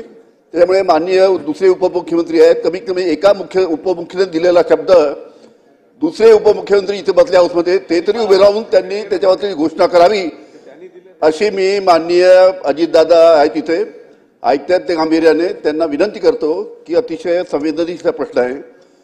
एका मुख्यमंत्री नंबर 2नी हा विषय तिथे आश्वासन दिलं आहे. उपमुख्यमंत्री नंबर 3नी कमीत कमी त्याची पूर्तता करावी अशी मी माननीय अजितदादांना विनंती करतो. तिसरा उपमुख्यमंत्री तिसरा कोण होता? 1, 2 तुम्ही 3 म्हणालात. अध्यक्ष महोदय, याबद्दल त्यांनी देवेंद्रजींचं नाव घेतलंय, एकनाथरावजींचं नाव घेतलंय. त्या दोघांना मी विचारतो की असं काही घडलंय का, असं काही जाहीर केलंय का? त्यांनी सांगितलेलं असेल, घडलं असेलच. मी यांच्यावर काही गैरविश्वास दाखवतो अशातला भाग नाही. आणि कशामुळे राहिलंय ते राहिलेलं असेल आणि त्यांनी सांगितलेलं असेल तर ते केलं पाहिजे, तर ते करण्याच्या करता आम्ही लक्ष घालू. ठीक, आशिषजी बोला. अध्यक्ष महोदय, मी आपल्या माध्यमातून एका गंभीर विषयाकडे सभागृहाचं आणि आपलं लक्ष वेधू इच्छितो. अध्यक्ष महोदय, मुंबई शहरामध्ये पिण्याच्या पाण्याचा प्रश्न आणि त्याचा पुरवठा हा अतिशय गंभीर परिस्थिती झालेली आहे. अध्यक्ष महोदय, माझ्या मतदारसंघातील खारदांडा ते गजदरबांध, विशेषतः या भागामध्ये पिण्याच्या पाण्याचा प्रश्न बिकट झाला आहे. अध्यक्ष महोदय, गजदरबांध विभागामध्ये केवळ 26 गल्ल्या आहेत, 1309 कनेक्शन्स आहेत. पण अध्यक्ष महोदय, वेरावलीवरनं येणारं पाण्याचं रिझर्व्हॉयरचं पाणी, त्याचं प्रेशर आणि त्याचा पुरवठा इतका वाईट आहे की लोकांना 1 तास सुद्धा पाणी मिळत नाही. काही ठिकाणी बिलकुल 12-12 दिवस पाणी येत नाही. अध्यक्ष महोदय, आणि अध्यक्ष महोदय, घोषणा मात्र त्यावेळेला उबाटा सेनेचं महापालिकेत सरकार असताना 24 तास HOSला देऊ, 24 तास 7 दिवस देऊ सांगितलं. अध्यक्ष महोदय, पाठपुरावा आम्ही केला, 8 तासावर नाही पण 2 तास पण नाही. अध्यक्ष महोदय, ही परिस्थिती आहे.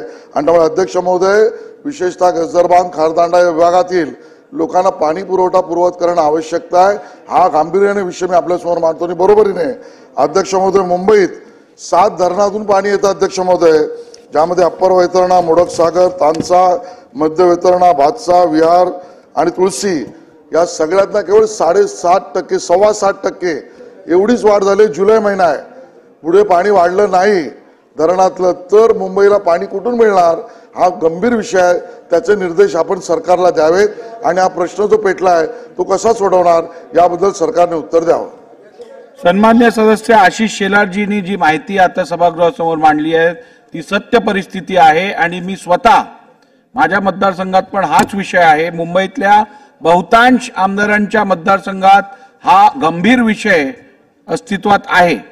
मी असे निर्देश देतो की आपण बघितलं असेल की पाणी कमी आहे हे मान्य केलं जाऊ शकतं, परंतु कधी 2 दिवस पंप फेल झालाय म्हणून पाणी सप्लाय नाही, कधी वाल्व खराब झालाय म्हणून पाणी सप्लाय नाही, कधी पाण्याची लाईन दुरुस्त करायची आहे म्हणून पाणी सप्लाय नाही, कधी लाईन फुटते म्हणून पाणी सप्लाय नाही. हे चालणार नाही. त्यामुळे हायड्रॉलिक इंजिनियरनी अधिवेशन संपण्यापूर्वी या संदर्भातली जबाबदारी घेऊन मुंबईत पाणी पुरवठा योग्यरित्या होईल अशी हमी सभागृहाला मंत्र्यांमार्फत देण्यात यावी.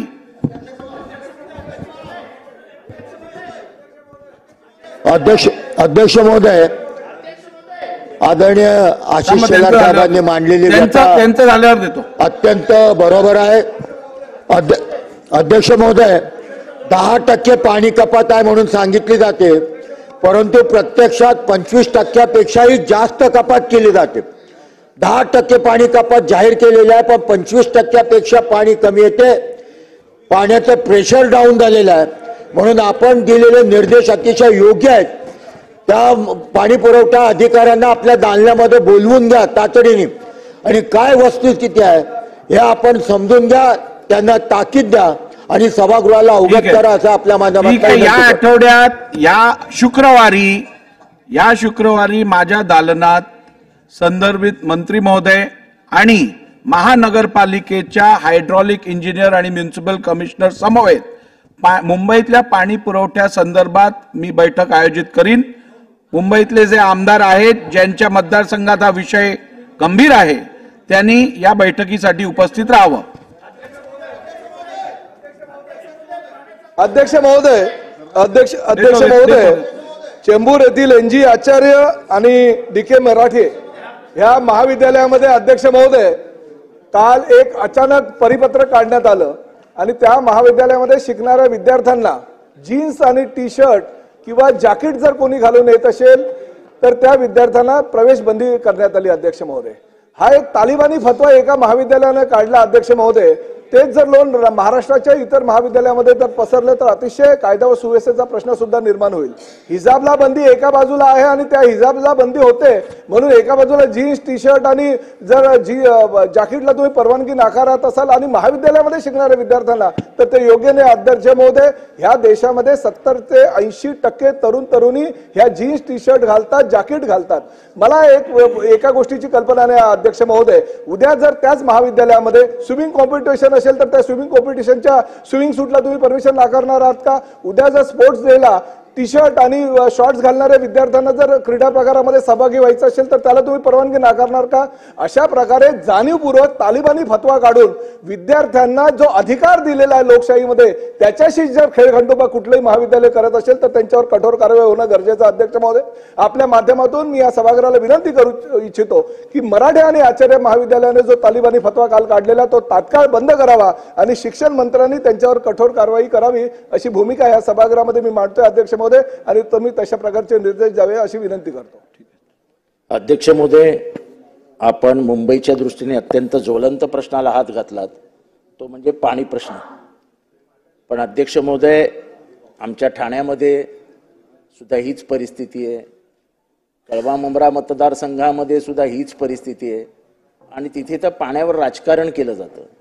वॉलमन हाताशी धरून पाणी कमी केलं जातं. ज्या एरियात मतं वाढवायची आहेत त्या एरियात पाणी फोर्सनी दिलं जातं आणि या सगळ्या राजकारण आम्ही उघड्या डोळ्यांनी बघत आहोत.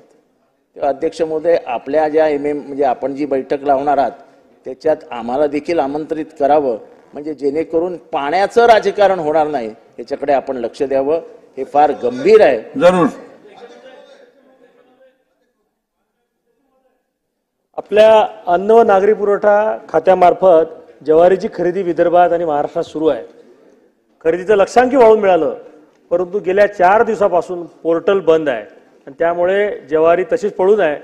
आपल्या मार्फत विनंती आहे की आपण मंत्री महोदयांना संबंधित सचिवांना निर्देश द्यावे की हे पोर्टल जर बंद केलेलं आहे तर काय फायदा. ठीक. आमदारांसाठी आकाशवाणी आमदार निवास आहे.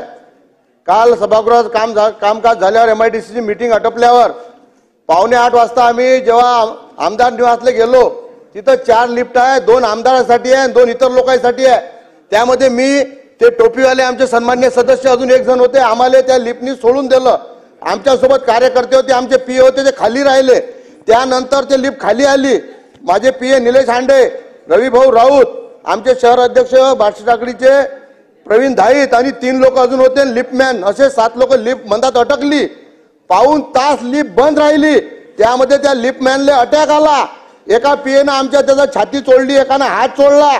त्याला पाऊण तासानंतर त्याला म्हणजे होश नाही राहिला, त्याला एक उलटी झाली, त्यातले 2 जण अजून घाबरले आणि त्यानंतर पाऊण तासानंतर जिद्दोजहद केल्यानंतर ते लिफ्ट चालू झाली, ते लोक आले, घामाझोकाय झाले. ते लिफ्ट 15 दिवस पहिले बंद होती, ते चालू केली, पण त्या लिफ्टले जुनं सामान लावलं अशी चर्चा आहे. आणि त्या कर्मचाऱ्याला अर्जंटमध्ये काढल्यावर एम्ब्युलन्सनं दवाखान्यात नेलं, तो जिवंत आहे का गेला का काय आहे. आणि ते जर पीएच्या जागी आमदार असतो तर त्या टोपीवाल्यांचा माया भावपूर्ण श्रद्धांजलीचा विषय झाला असता या सभागृहात. तर त्या बंद लिफ्टले चांगल्या लिफ्ट लावून किमान आमदाराले त्या चांगल्या लिफ्टची सोय करून द्यावी अशी विनंती आहे. आणि तुम्ही आमचे कस्टडियन आहे, तुमच्या हाती आमचं सगळं हे आहे आमदार अध्यक्ष महाराज. तर मनोरा आमदार निवास लवकरात लवकर चालू करून आम्हाला सोय द्या आणि या लिफ्टचं काहीतरी करा साहेब. सन्मान्य सदस्य हरीश पिंपळे साहेबांनी जो विषय सभागृहात मांडलेला आहे तो अत्यंत गंभीर आहे. जर आमदार निवासातील लिफ्ट अशी खराब होणार असेल आणि सन्मान्य आमदारांना किंवा त्यांच्या स्टाफला अडचण होणार असेल तर या संदर्भात कठोर कारवाई केली जाईल. जे दोषी असतील, जर का जुने पार्ट्स खोटे पार्ट्स लावले असतील तर आपण त्याची चौकशी करून त्यावरती योग्य ती ऍक्शन घेऊ. आणि मनोरा आमदार निवास संदर्भात आपण जो प्रश्न सादर केला आहे, मनोरा आमदार निवासचं काम हे अत्यंत जोरात चालू आहे. सध्या पायलिंग पूर्ण झालं आहे आणि आपण जो कालावधी त्या कामासाठी ठेवलेला आहे त्या कालावधीत किंवा त्याच्या आधी मनोरा आमदार निवासचं काम पूर्ण होईल आणि त्याचबरोबर मॅजेस्टिक आमदार निवासचंही काम त्याआधी पूर्ण करण्यात येईल.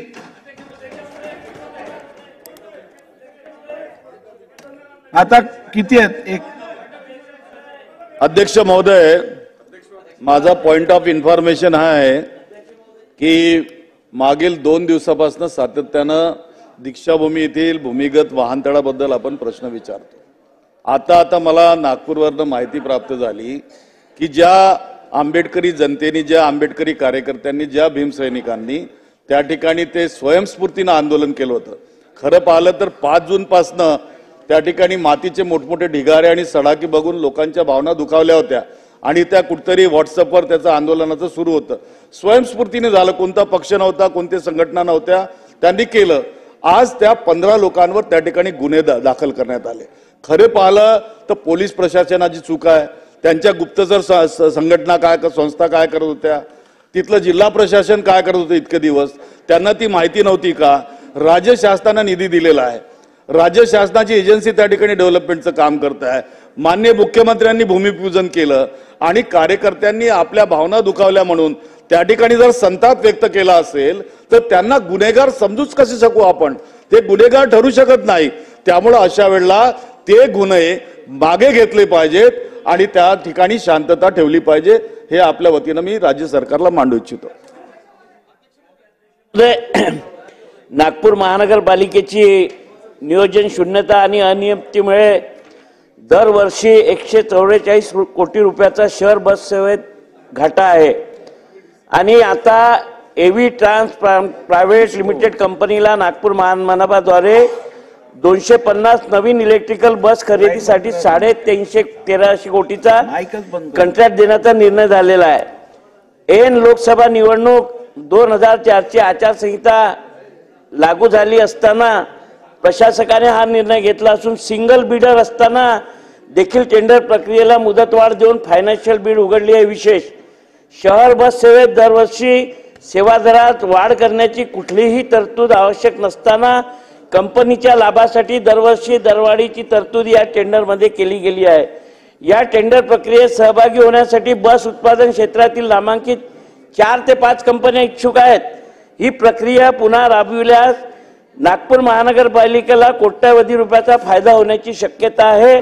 तरी फक्त एकाच कंपनीसाठी प्रशासकाचे प्रयत्न आहेत. त्यामुळे ही टेंडर प्रक्रिया तत्काळ रद्द करण्यात यावी अशी या पॉइंट ऑफ इन्फॉर्मेशनच्या माध्यमातून मी शासनाकडे मागणी करत आहे. मी एक अत्यंत गंभीर विषयावर या ठिकाणी सभागृहाचं लक्ष वेधू इच्छितो. अध्यक्ष महोदय, महाराष्ट्र सरकारच्या माध्यमातून एकात्मिक बाल विकास योजनेअंतर्गत गर्भवती माता व 6 महिने ते 3 वर्षापर्यंत लहान बालकांना पोषण आहार पुरवला जातो. अध्यक्ष महोदय, यापूर्वी हरभरा, तांदूळ, तूरडाळ, गहू, तिखट मीठ अशा प्रकारचा कच्चा माल पूर्वी शासनाच्या कालावधीत हा देत जात होता. आता नव्या काही धोरणानुसार हा पॅक्ड माल दिला जातो आणि या पॅक्ड मालच्या माध्यमातून ते गरम पाण्यात या ठिकाणी शिजवलं की लगेच तिथल्या तिथं त्या पालकांना आणि त्या मातांना त्या ठिकाणी ते जेवण करता येतं. अध्यक्ष महोदय, काल एक अत्यंत वाईट घटना माझ्या मतदारसंघात पलूस तालुक्यामध्ये कृषीनगरच्या 116 नंबरच्या शाळेच्या वाटपामध्ये झालेली आहे आणि तिथं मृत सापाचं पिल्लू हे या ठिकाणी दादा त्या पोषण आहारामध्ये सापडलेलं आहे. आणि अध्यक्ष महोदय, दर 2 महिन्यातनं एकदाच हा माल त्या ठिकाणी दिला जातो आणि दर 2 महिन्यातनं 50 दिवसाचा माल एकाच दिवशी वाटप केला जातो. मग ह्याचं स्टोरेज कुठं केलं जातं? ही जेव्हा हा माल ज्या कंपनीतनं पुरवला जातो, हे कंपनीचं संपूर्ण महाराष्ट्राचं कॉन्ट्रॅक्ट हा Indo allied protein foods private limited या कंपनीला दिलं गेलेलं आहे आणि संपूर्ण महाराष्ट्राचा दिलेला असताना हे मग त्या जिल्ह्यात हा जेव्हा माल जातो हा कशा पद्धतीने जातो, त्याची क्वालिटी चेक होते का, या मालची तपासणी केली जाते का, जिल्ह्यात पोहोचल्यानंतर जिल्ह्यातनं जेव्हा हा माल त्या तालुक्यात आणि त्या शाळांमध्ये वितरित केला जातो परत त्याची तपासणी केली जाते का? आज किती गंभीर गोष्ट आहे. अध्यक्ष महोदय, हा आपण फोटो पाहा अशी माझी विनंती. या फोटोमध्ये स्पष्टपणे दिसून होतं सापाचं पिल्लू ते आहे.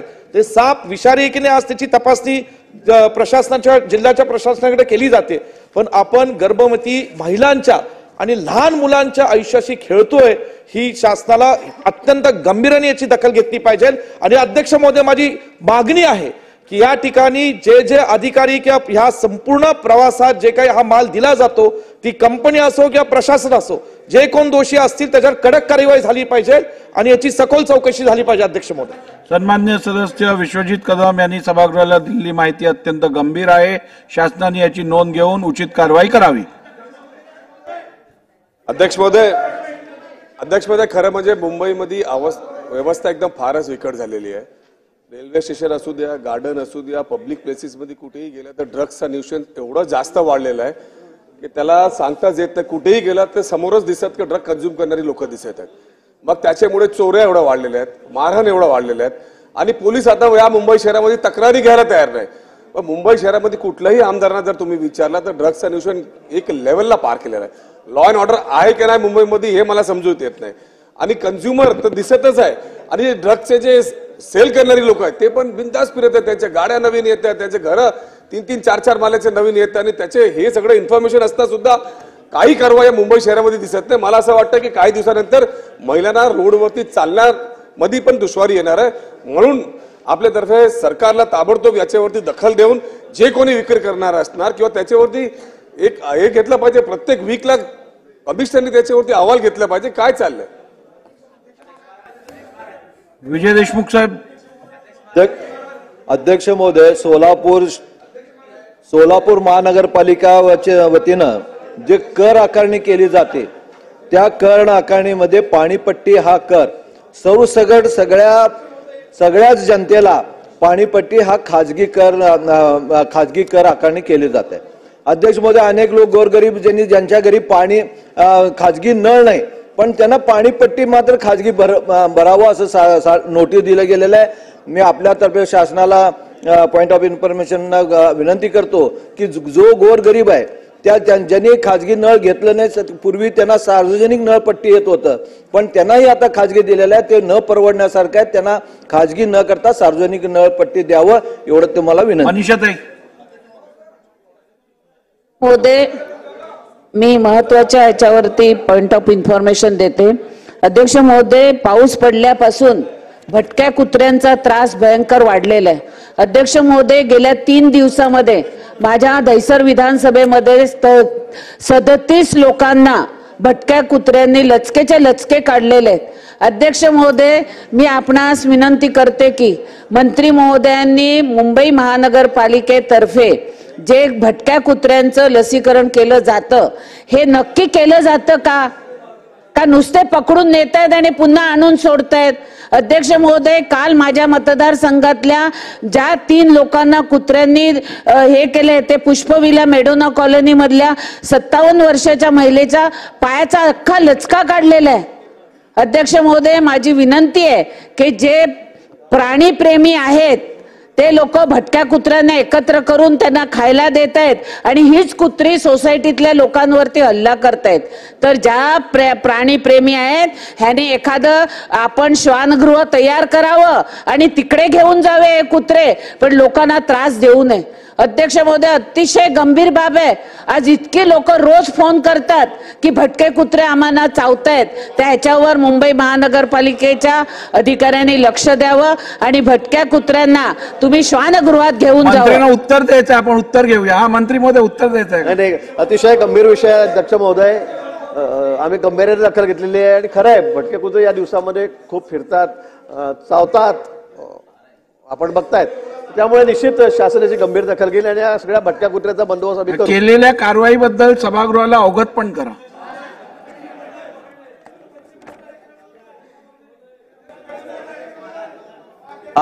अध्यक्ष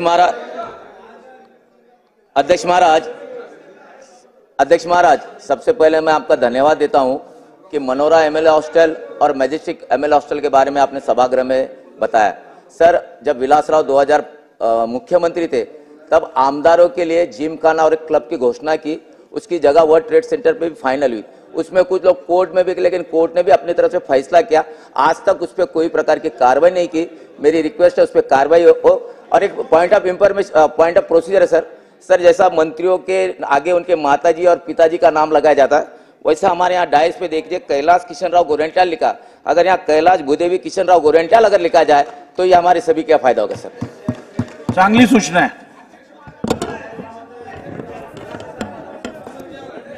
अध्यक्ष महोदय, माझ्या मतदारसंघामध्ये काटोल नगर परिषद मध्ये अध्यक्ष महोदय सुवर्ण जयंती नगरोत्थान महाअभियान राज्यस्तराच्या माध्यमातून एक सिमेंट रस्त्याचं काम 30 कोटीचं मंजूर झालं आहे.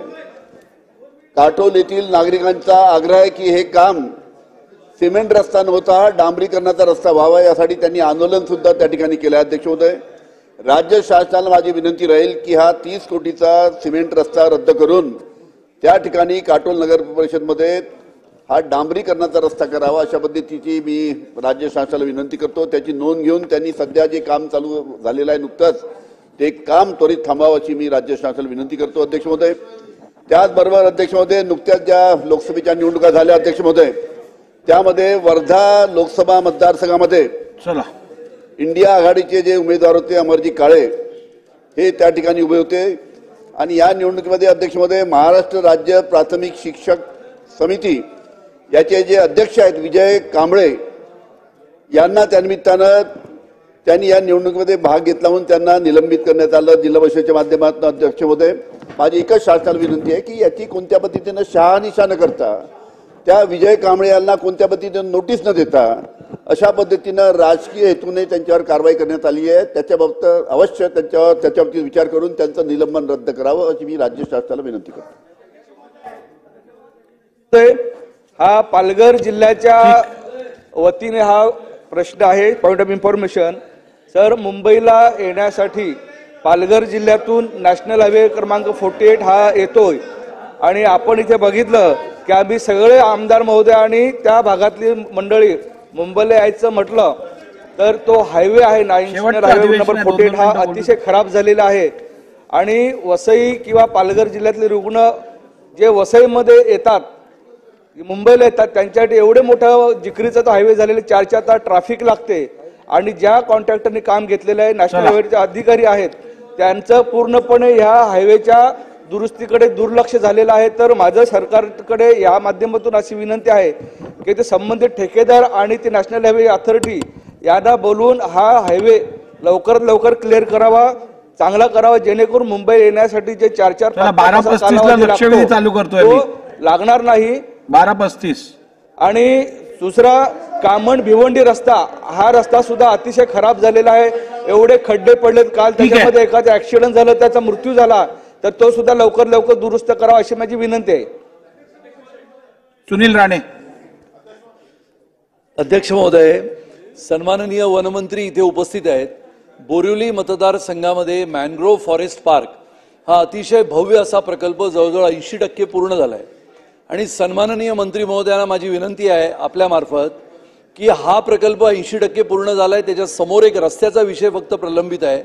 तो जर रस्त्याचा विषय आपण सोडवला तर येणाऱ्या 15 ऑगस्टला संपूर्ण बोरिवली नाही तर मुंबईतील ज्येष्ठ नागरिकांसाठी सगळ्यात जास्त ऑक्सिजन जर कुठे मिळत असेल तर तो कांदळवनामध्ये मिळतो. सन्माननीय वनमंत्र्यांना माझी पुन्हा एकदा विनंती आहे की या 15 ऑगस्टला बोरिवलीमध्ये तो जो मॅनग्रोव्ह फॉरेस्ट पार्क प्रकल्प आपण पूर्ण केला आहे तो सुरू करावा अशी विनंती करतो. त्याबद्दलचे निर्देश आपण सन्माननीय मंत्री महोदयांना द्यावेत.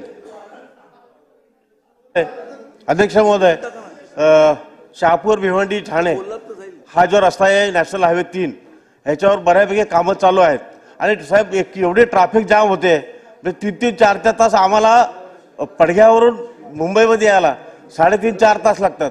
अध्यक्ष महोदय, याच्यामध्ये कंटेनर मोठमोठे ट्रेलर त्या रोडवर म्हणजे सकाळपासून ते रात्रीपर्यंत चालू असतात. त्याच्यामुळे हे ट्रॅफिक कंट्रोल म्हणून आपण शासनाने यांना निर्देश द्यावे, त्याचा टायमिंग टेबल ठरवावा. सकाळी 12 ते 5 ते रात्री असा वेळ ठरवून त्याला ट्रॅफिकचा तेवढा आपण हे करून द्यावा. ठीक आहे, चला यामिनी ताई. महोदय, अध्यक्ष महोदय, माझ्या विभागातल्या जे रुग्णालयामध्ये चतुर्थ श्रेणी राज्य सरकारी कर्मचारी संघटनेने आजपासून संप पुकारलेला आहे. पावसाळ्याचे दिवस आहेत, रुग्णांची संख्या वाढते. शासन आपल्या मार्फत शासनाने याची नोंद घ्यावी आणि त्यांना चर्चेसाठी पाचारण. अभिमन्यू पवार. अध्यक्ष महोदय, राज्यामध्ये मोठ्या प्रमाणात शिक्षण भरती चालू आहे आणि या शिक्षण भरतीमध्ये आमच्या भूकंपग्रस्त विद्यार्थ्यावर अन्याय होतो. अध्यक्ष महोदय, औसा, निलंगा, उमरगा, लोहारा हा पूर्णपणे 57 गाव भूकंपग्रस्त आहेत. या भूकंपग्रस्तामध्ये अनेक D.Ed, B.Ed विद्यार्थी आहेत.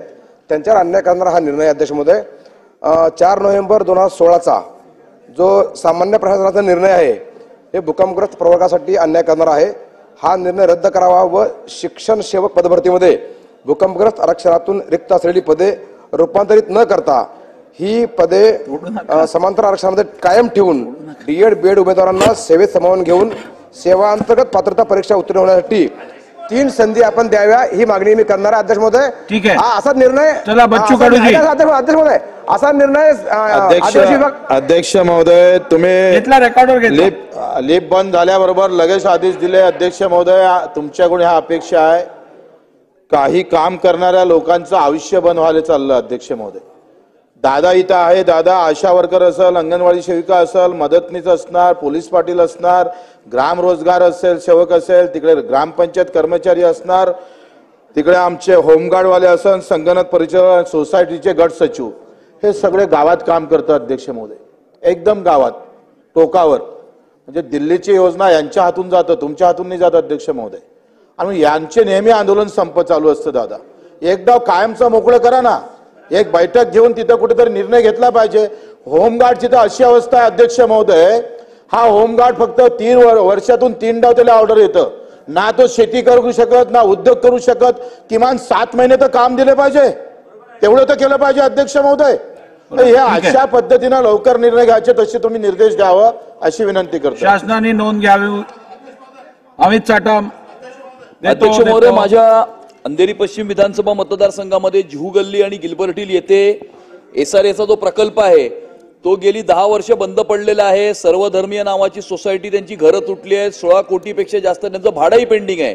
या प्रकल्पावरती ईडीचा स्टे होता, तो ईडीचा स्टे आता हटवण्यात आलेला आहे. अध्यक्ष महाराज, माझी शासनाला विनंती आहे की लवकरात लवकर हा प्रकल्प कार्यान्वित करून 5000 पेक्षा जास्त झोपडपट्टी धारकांना त्यांची घरं मिळवून देण्याच्या दृष्टिकोनातून कारवाई करावी. अध्यक्ष आशिष जयस्वाल. माननीय अजितदादा या ठिकाणी आहे. मी त्यांचं लक्ष वेधू इच्छितो की सरकारने सर्व घटकाला न्याय देण्याचा प्रयत्न केला. आपण अंगणवाडी सेविका असो, आशा वर्कर असो, CRP असो, सर्वांची वेतनवाढ केली. परंतु अध्यक्ष महोदय, शाळेमध्ये ज्या स्वयंपाक करणाऱ्या ज्या स्वयंपाकी महिला आणि मदतनीस आहे, जे शालेय पोषण आहारमध्ये लोकांना खिचडी शिजवतात. अध्यक्ष महोदय, त्या सर्व महिलांना किमान त्यांचं जीवन जगता यावं एवढी रक्कम सरकार देत नाहीये. आपण महाराष्ट्रामध्ये ग्रामविद्युत व्यवस्थापक नियुक्त केलंय, तर तीच अवस्था त्यांची आहे. हे 2 घटक आपल्या न्यायापासून वंचित राहिले आहे. माननीय अजितदादा साहेब उपस्थित आहेत, त्यांना माझी विनंती आहे की या दोन घटकाला आपण फक्त वगळलेलं आपल्या न्याय देण्यापासून. आपण सर्वांना न्याय दिलेला आहे, तर या दोनच लोकांवर आपण अन्याय करू नये. या दोन्ही लोकांना आपण न्याय द्यावा अशी माझी आपणास विनंती आहे. अध्यक्ष महोदय, माझ्या मतदारसंघामध्ये शिरूर हे तालुक्याचं ठिकाण येतं. त्या ठिकाणी 8 दुकानांचं जळीत गेल्या 2-4 दिवसापूर्वी झालं. MSCBच्या शॉर्ट सर्किटमुळे त्या दुकानांचं जळीत झालं. एका दुकानांचं 50-50, 60-60 लाख रुपयाचं नुकसान त्या ठिकाणी झालंय. वास्तविक पाहता MSCBने व्यवस्थित पंचनामा करून त्याची भरपाई मिळाली पाहिजे. आणि दुसरा एक विषय, 2 दुकानांचा इन्शुरन्स त्याच्यामध्ये बजाज कंपनी कडून तो इन्शुरन्स काढलेला आहे. आज बजाज कंपनी इन्शुरन्स करताना त्यांनी तिथले फोटो वगैरे घेतले, पण बजाज कंपनी आता तिथे इन्शुरन्स द्यायला नकार देते, कारण त्या पक्के बांधकाम नाही असं कारण त्या ठिकाणी दाखवलं जातंय. म्हणून त्या कंपनीने सुद्धा इन्शुरन्स त्यांना पूर्ण द्यावा एवढी मी आपल्याला विनंती करतो. लक्षवेधी क्रमांक 1. अध्यक्ष महोदय, राज्यात आपल्याला माहित आहे बेसुमार वृक्षतोड झाल्याने वनक्षेत्र कमी होऊन राहिलं आणि त्यामुळे वन्य प्राणी जे आहेत ते नागरी वस्तीमध्ये शिरून राहिले. वन्यजीव निवास व पिण्याच्या पाण्याची टंचाई यामुळे वन्य प्राणी नागरी वस्तीमध्ये घुसून प्रचंड प्रमाणात शेतीच्या पिकांचे नुकसान होऊन राहिलं. जिल्ह्यात अकोला जिल्ह्याचं उदाहरण दिलं तर 2016-17 मध्ये 3,258 शेतकऱ्यांना शासनानं 1,17,42,000 रुपयांची मदत ही केलेली आहे. आणि म्हणून हा सगळ्यात मोठा अडचणीचा प्रश्न निर्माण झालेला आहे. आता नापिकी आणि पेस्टिसाइडच्या अटॅकपेक्षा जास्त वन्य प्राणी यांच्यामुळे शेतकरी त्रस्त आहेत. अध्यक्ष महोदय, आमच्या विदर्भातल्या गावांकडे जर तुम्ही आले आणि पहिल्या मजल्यावर माळीवर जाऊन पाहिलं तर पूर्ण शेतशिवारात तुम्हाला बॅटरीच्या लाईट दिसतील. प्रत्येक शेतकरी कुटुंबातील 1 किंवा 2 लोक शेतीमध्ये बॅटरी घेऊन फिरतात, कारण की डुकरं, हरिण, रोही याचा प्रचंड त्रास आहे आणि याच्यावर कायमस्वरूपी उपाय व्हावे म्हणून अनेकदा लक्षवेध्या लावल्या, भाषणं दिले, कोणी ऐकायला तयार नाही. आदरणीय वन्यमंत्री सुधीर भाऊ इथं आहेत. मंत्री महोदय, 2 वर्ष आधी 3 वर्ष आधी आपण पाहिलं असेल हिमाचल प्रदेशमध्ये माकडांचा प्रादुर्भाव वाढल्यामुळे त्यांनी काही काळासाठी माकडांना मारण्याची परवानगी घेतली होती. आपल्याकडे जे हरणांची अडचण आहे त्याच्यामध्ये मंत्री महोदय, हरिण हे क्लास C म्हणजे वाघाच्या कॅटेगरीत टाकल्यामुळे त्याला मारता येत नाही, परंतु याला इंजेक्शन देऊन स्टेरलाइज करता येईल काय याच्यावर उपाययोजना केल्या पाहिजे. सगळ्यात महत्त्वाचं मंत्री महोदय, जर आपण याचा उपाय करू नाही शकलो तर किमान शेतकऱ्यांना झटका मशीन लावून त्यांना अनुदान जर आपण दिलं तर बऱ्यापैकी आपण या गोष्टीला कंट्रोल करू शकतो. आता झटका मशीनची जी कॉस्टिंग आहे मंत्री महोदय, ती साधारणतः 5 ते 10 एकर जर झटका मशीन लावली आपण तर 35 ते 40,000 रुपयाची कॉस्टिंग येते. आणि म्हणून आपण जर असं 10 एकरामागं म्हणजे 4 हेक्टर मागं 30,000चं अनुदान जर जाहीर केलं तर शेतकरी कमीत कमी झटका मशीन लावून त्यांचं जे नाशवंत पीक आहे त्याचं संरक्षण करतील. मंत्री महोदय, रोज एक फोन येते, जंगली जनावरांनं हमला केला आणि वन्य विभागातील जे अधिकारी आहेत ते मात्र पंचनामा करायला जात नाहीत. कुठेतरी मग सिव्हिल सर्जनचा रिपोर्ट, डॉक्टरचा रिपोर्ट या सगळ्या गोष्टीत ते प्रकरण अपात्र ठरते. आणि म्हणून या सर्व विषयावर आपण सखोल उत्तर द्यावं, उपाययोजना कराव्या एवढी मी आपल्याला कळकळीची विनंती करतो. अध्यक्ष महाराज, एका महत्वाच्या विषयाच्या संदर्भात सन्माननीय सावरकर साहेबांनी काही प्रश्न उपस्थित केले. खरं तर त्यांच्या प्रत्येक प्रश्नाचं उत्तर देण्याचा मी प्रयत्न करेलच, पण यापैकी एखादा प्रश्न त्यांचा शिल्लक राहिला तर आजच 3 वाजता बैठक घेऊन त्या बैठकीत सुद्धा सरकारच्या वतीने त्यांच्या प्रश्नाचं उत्तर शोधण्याचा प्रयत्न केला जाईल. अध्यक्ष महाराज, त्यांनी एक प्रश्न विचारला की रानडुक्कर व रोही यांना मारण्याच्या संदर्भातली शासन म्हणून काय भूमिका आहे. तर रानडुक्कर आणि रोही मारण्याच्या संदर्भातला GR हा निर्गमित केला गेला आहे. हा GR निर्गमित केल्यानंतर हायकोर्टामध्ये एक केस झाली, पण त्याही कोर्टाच्या माध्यमातून आता रानडुक्कर आणि रोही मारण्याची अनुमती या GR नुसार आपण त्या जिल्ह्याला प्रदान केलेली आहे. या रानडुक्कर रोहीला मारण्याच्या प्रोसेसला तुम्ही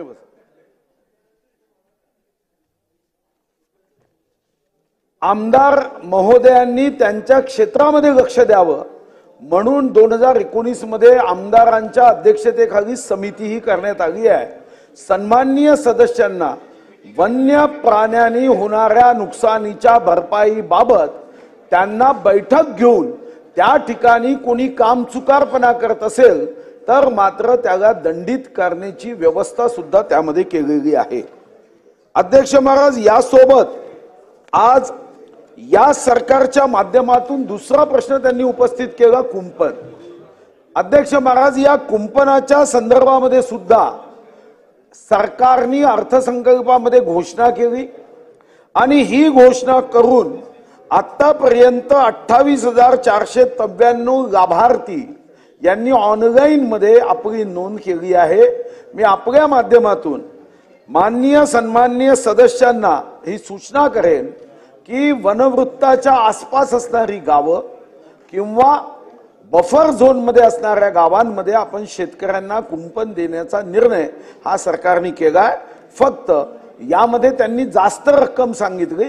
थेट आपण 15,000 रुपये हे डीबीटीच्या माध्यमातून त्यांच्या खात्यात देतो आणि आता ही सुरुवात केल्यानंतर 6,415 लाभार्थ्यांना त्यांच्या डीबीटीच्या माध्यमातून ही रक्कम दिली आहे आणि साधारणतः 1 लाख लाभधारक यामध्ये आपल्याला अपेक्षित आहे. मदतीच्या बाबतीमध्ये शेत पिकाच्या नुकसानीच्या बाबतीत जेव्हा प्रश्न उपस्थित झाला, नुकसान भरपाईच्या संदर्भात सुद्धा आता आपण कायदा केला आणि सरकारने 30 दिवसामध्ये ही नुकसान भरपाई दिली पाहिजे आणि यासाठी सुद्धा सॉफ्टवेअर बनवून अशी तक्रार शिल्लक राहता येणार नाही.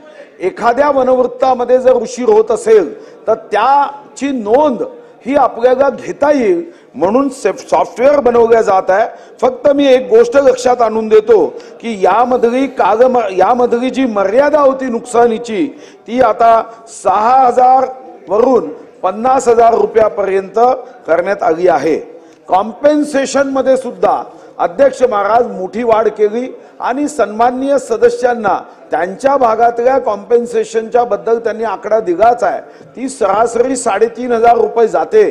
पण यामध्येही वाढ करायची असेल तर त्या बैठकीत आपल्याला चर्चा करता येईल. फक्त मी आपल्या लक्षात आणून देतो 2018 मध्ये कॉम्पेन्सेशन 27 कोटी होतं ते या वर्षी 145 कोटी आतापर्यंत देण्यात आलं आहे. त्याचे आकडेही हे आपल्याला देता येईल.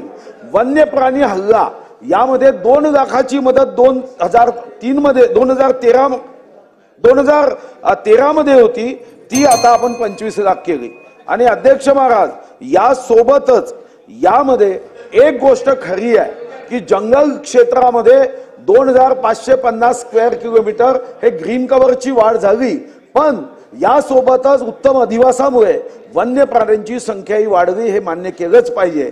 आता या वन्य प्राण्यांच्या नुकसान भरपाईच्या संदर्भात सरकार संवेदनशीलतेने मदत करायला निश्चितपणे शेतकऱ्यांच्या पाठीशी उभं राहील. अतुल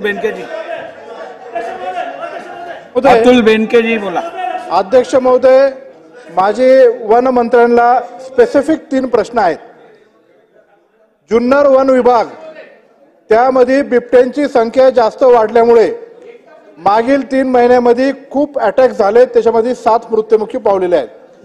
संभाव्य बिबट आपत्तीग्रस्त क्षेत्र म्हणून जुन्नर वन विभाग जिल्हाधिकाऱ्यांनी जाहीर केलेला आहे.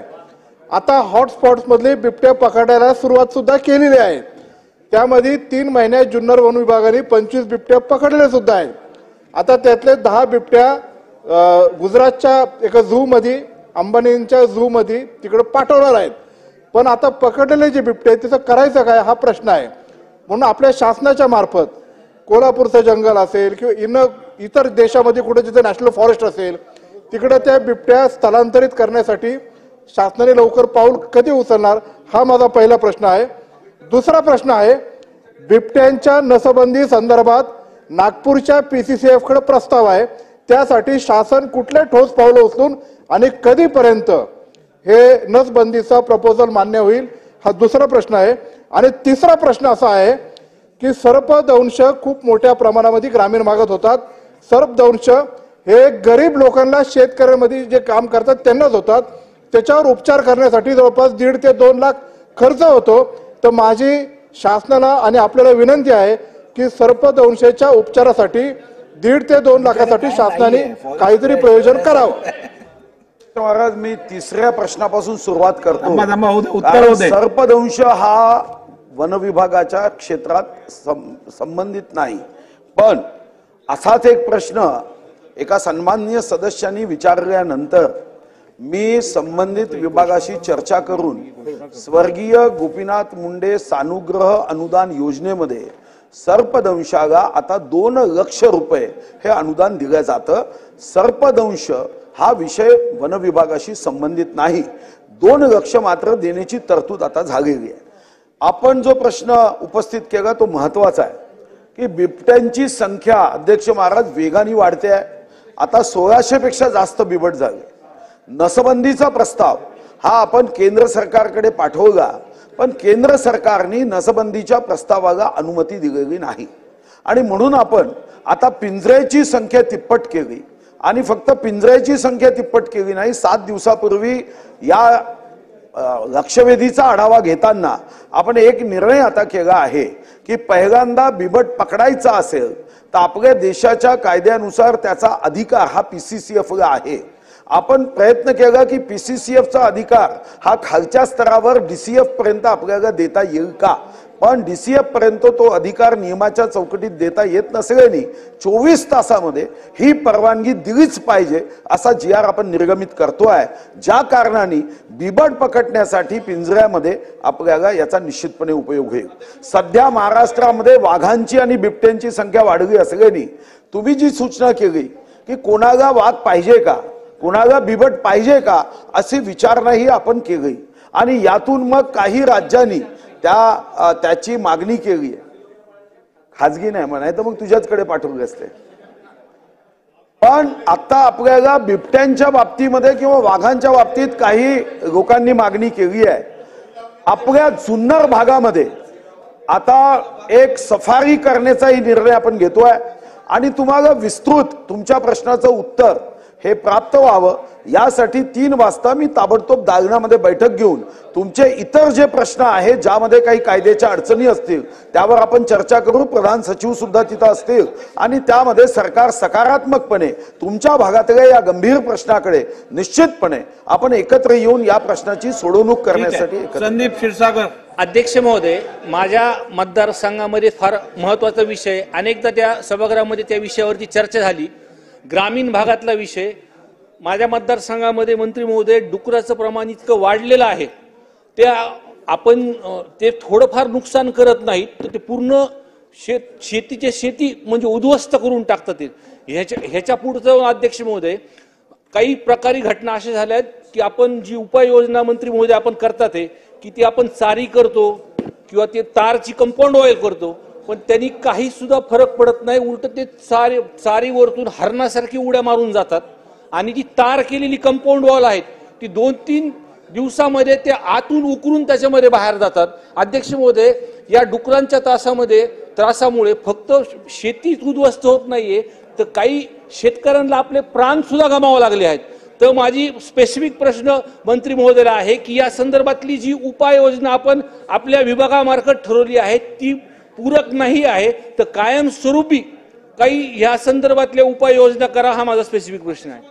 अध्यक्ष महाराज, या अगोदरच उत्तर देताना मी सांगितलं सन्माननीय सदस्यांना की रानडुक्कर मारण्याची अनुमती देण्यात आलेली आहे. आपण जिल्हाधिकारी स्तरावर आपण या संदर्भात आमदार म्हणून बैठक घ्यावी. आपल्याच अध्यक्षतेखाली समितीही करण्यात आली आहे, तोही GR निर्गमित केला आहे. नंबर 2, जी नुकसान भरपाई या अगोदर होती त्यामध्ये आता भरीव वाढ करून 50,000 रुपयापर्यंत नुकसान भरपाई, 6 ते 10,000ची नुकसान भरपाई, आता जास्त नुकसान होतं म्हणून तीही करण्यात आलेली आहे. यासोबत नुकसान भरपाईच्या ज्या काही केसेस होत्या त्या या अगोदरच्या सरकारमध्ये 2-2 वर्ष राहायच्या आणि ही गोष्ट लक्षात आली म्हणून आता कायदाही करून 30 दिवसात ती दिली पाहिजे असंही ठरवण्यात आलं आहे. आता पुन्हा एक गोष्ट लक्षात आली की काही ठिकाणी 30 दिवसात नुकसान भरपाई दिली जात नाही आणि यासाठी आता सॉफ्टवेअर करून याचाही आढावा घेऊन त्या ठिकाणी आपण करण्याचा निर्णय केला. पण याशिवाय तुम्हाला काही सूचना असेल तर तुम्ही 3 वाजताच्या बैठकीत माझ्या दालनात. शेवटचे 2 प्रश्न जयस्वाल साहेब बोला. शेवटचे 2 प्रश्न. मान्य अध्यक्ष महोदय, हे अतिशय 2 महत्वाच्या सूचना मी आपल्याला करणार आहे. मी अध्यक्ष महोदय या विषयावर खूप अभ्यास केला. वारंवार मनुष्य वन्यजीव संघर्षाची आम्ही मीटिंग घेतली आणि या पूर्ण विषयाचा खूप सखोल अभ्यास केल्यानंतर अध्यक्ष महोदय 2 अतिशय महत्वाच्या सूचना मला माननीय मंत्री महोदयांना करायचं आहे. पहिला की ही संख्या वन्य प्राण्यांची वाढणार आहे. आपण जे कायदे केले आहेत त्याच्याबद्दल आता त्याला काही रिस्ट्रिक्शन नाही आहे. संख्या किती वाढव नसबंदी वगैरे प्रॅक्टिकली शक्य नाही आहे. आज अध्यक्ष महोदय सर्वात वाईट परिस्थिती आहे. मी 25 वर्षापासून ज्या भागाचा प्रतिनिधित्व करत आहे 25 वर्षात एकही मृत्यू नाही. 1 वर्षात 6 मृत्यू वाघाची. या 2 महिन्यात 4 लोकांचा मृत्यू झाला. डेड बॉडी उचलता येत नाही अध्यक्ष महोदय. लोक पोस्टमॉर्टम करू देत नाही. रस्त्यावर निदर्शन होऊन राहिले. अशा पद्धतीची भयानक परिस्थिती भागात निर्माण झाली आहे. त्या कुटुंबामध्ये जेव्हा वाघाने खाल्लेली बॉडी आम्ही पाहतो अध्यक्ष महोदय, त्या कुटुंबाच्या समोर आम्हाला फेस करता येत नाही. ही आमची अवस्था झाली अध्यक्ष महोदय. माझ्या 2 सूचना आपण कृपा विचारात घ्या. एक, लोकांची मागणी आहे की तुम्ही किती पैसे दिले, पूर्ण जगाची दौलत एकीकडे आणि एक माणसाचा जीव एकीकडे. आपण एक निर्णय करा. आपण ती फाईल मंत्रिमंडळापुढे पाठवली होती. जीएडीने त्याला नाकारली. ज्यांचा मृत्यू वाघाच्या हल्ल्यामुळे झाला त्यांना तुम्ही 25 लाख रुपये नाही, त्याला नोकरी सुद्धा दिली पाहिजे. ही माझी पहिली सूचना आहे. कुठल्याही परिस्थिती याच्यावर परत आपण विचार करा. दुसरा महत्वाचा मुद्दा जे मला आपल्याला सांगायचा आहे की जसं पूर येणे नैसर्गिक आपत्ती, आपण एसडीआरएफ एनडीआरएफ मध्ये जे पैशाची तरतूद केली ते याच्यात वापरता येत नाही. मी याच्यात अभ्यास केल्यानंतर माझ्या असं लक्षात आलं की जसं आपण सततचा पाऊस याला आपण आपत्ती म्हणून जाहीर केलं, तसं वाघ गावात येणं किंवा वन्य प्राण्यांचा हल्ला हा नैसर्गिक आपत्ती म्हणून जाहीर करा. त्याचा फायदा काय होईल की केंद्राचे पैसे आपल्याला वापरता येईल. आणि जी फेन्सिंगची योजना आपण केलेली आहे ती फेन्सिंगची योजना आपल्याला अध्यक्ष महोदय ती प्रॅक्टिकली शक्य नाही आहे. आपल्याला जंगलाला फेन्सिंग करावी लागेल जिथं गाव आहे तिथं. फक्त वाघाचा प्रश्न नाही, रानडुकराचा प्रश्न आहे आणि त्यांना मारल्याने प्रश्न सुटणार नाही. त्याला वाघासाठी राहू द्या जंगलात. त्यामुळे फेन्सिंग करण्यासाठी आपल्याला एसडीआरएफ एनडीआरएफचे पैसे वापरता यावे. म्हणून जसं पाऊस येणं हे नैसर्गिक आपत्ती आहे तसं वन्य प्राण्यांचा गावात प्रवेश, वाघ गावात प्रवेश ही देखील नैसर्गिक आपत्ती आहे. कारण की निसर्गाने ती देणं आहे. त्यामुळे नैसर्गिक आपत्तीमध्ये वन्य प्राण्यांचा हल्ला याचा समावेश करावा. त्यांचा दुसरा प्रश्न आहे, याचा सविस्तर अभ्यास केला की एसडीआरएफ एनडीआरएफ मध्ये महाराष्ट्राने जावं का. मग असं लक्षात आलं की या वाटेनी जर गेलो तर आपण जनतेचं नुकसान करू. एसडीआरएफ एनडीआरएफ मध्ये एवढा मदत कमी होण्याची शक्यता आहे कारण ती पूर्ण देशासाठी असते. आपण देशामध्ये सर्वात जास्त मदत ही देवेंद्रजी मुख्यमंत्री झाल्यानंतर आणि आत्ताचं राज्य असताना देशातली सर्वात जास्त मदत करतो. आणि म्हणून एसडीआरएफ एनडीआरएफ मध्ये जाणं हे मला वाटतं व्यावहारिक दृष्टिकोनात. ऐकून घ्या, याचा अभ्यास झाला. एसडीआरएफ मध्ये जातो म्हणजे काय, एनडीआरएफ एसडीआरएफ मध्ये जातो म्हणजे देशव्यापी त्याचे निकष होतील. त्याच्यामधला 75% पुन्हा फेन्सिंग साठी राज्यांनी आत्ताच मी आकडे सांगितले 1 लाख शेतकऱ्यांना फेन्सिंग साठी 15,000 रुपये थेट खात्यात टाकण्याचा निर्णय हा कॅबिनेटमध्ये झाला. आणि मी पुन्हा एकदा आकडे वाचून दाखवतो म्हणजे तुमच्या लक्षात येईल की आपण आता त्याला द्यायला सुरुवातही केली आणि सुरुवात करून आता आपण जेव्हा ते देतोय त्याच्यात तुम्ही आपल्याकडच्या मतदारसंघातल्या लोकांना जर सहभागी केलं तर मला वाटतं की त्याचा जीआरई काढलाय आणि आता 15,000 रुपये. कारण खरेदी होऊ नये, सरकार पुन्हा खरेदीच्या भानगडीत न पडता डीबीटीनी पैसे द्यावे. आपण 1 लाख लोकांना आता कुंपण देतोय. अर्ज अजून आले नाहीये. म्हणजे आता जेवढे अर्ज आले ते 28,499. तर मी आपल्या माध्यमातून सर्व सदस्यांना विनंती करेन की एकूण 1173 गावं आपण निवडले जे वनाच्या शेजारी आहे. ठीक आहे. नाही हा दुसरा विषय कुंपण नाही थांबा, उत्तर कंप्लीट होते. उत्तर होते.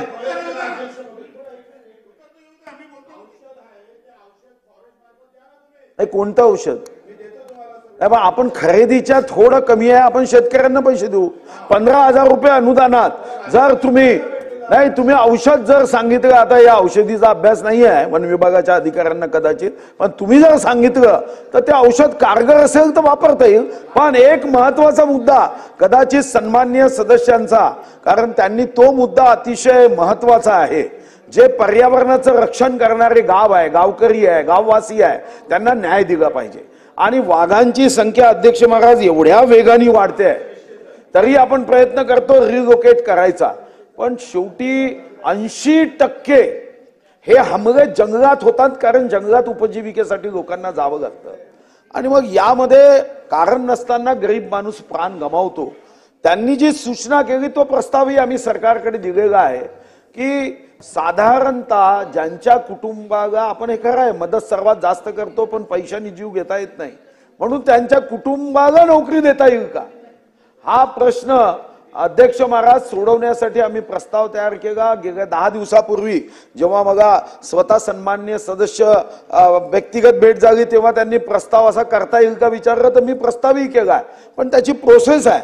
आणि त्या प्रोसेसमध्ये सरकार, तुम्हाला माहिती आहे की माननीय मुख्यमंत्री, माननीय दोन्ही उपमुख्यमंत्री एवढे संवेदनशील आहे की आशिषजी हा प्रश्न सुटण्याची शक्यता आता वाटते आहे.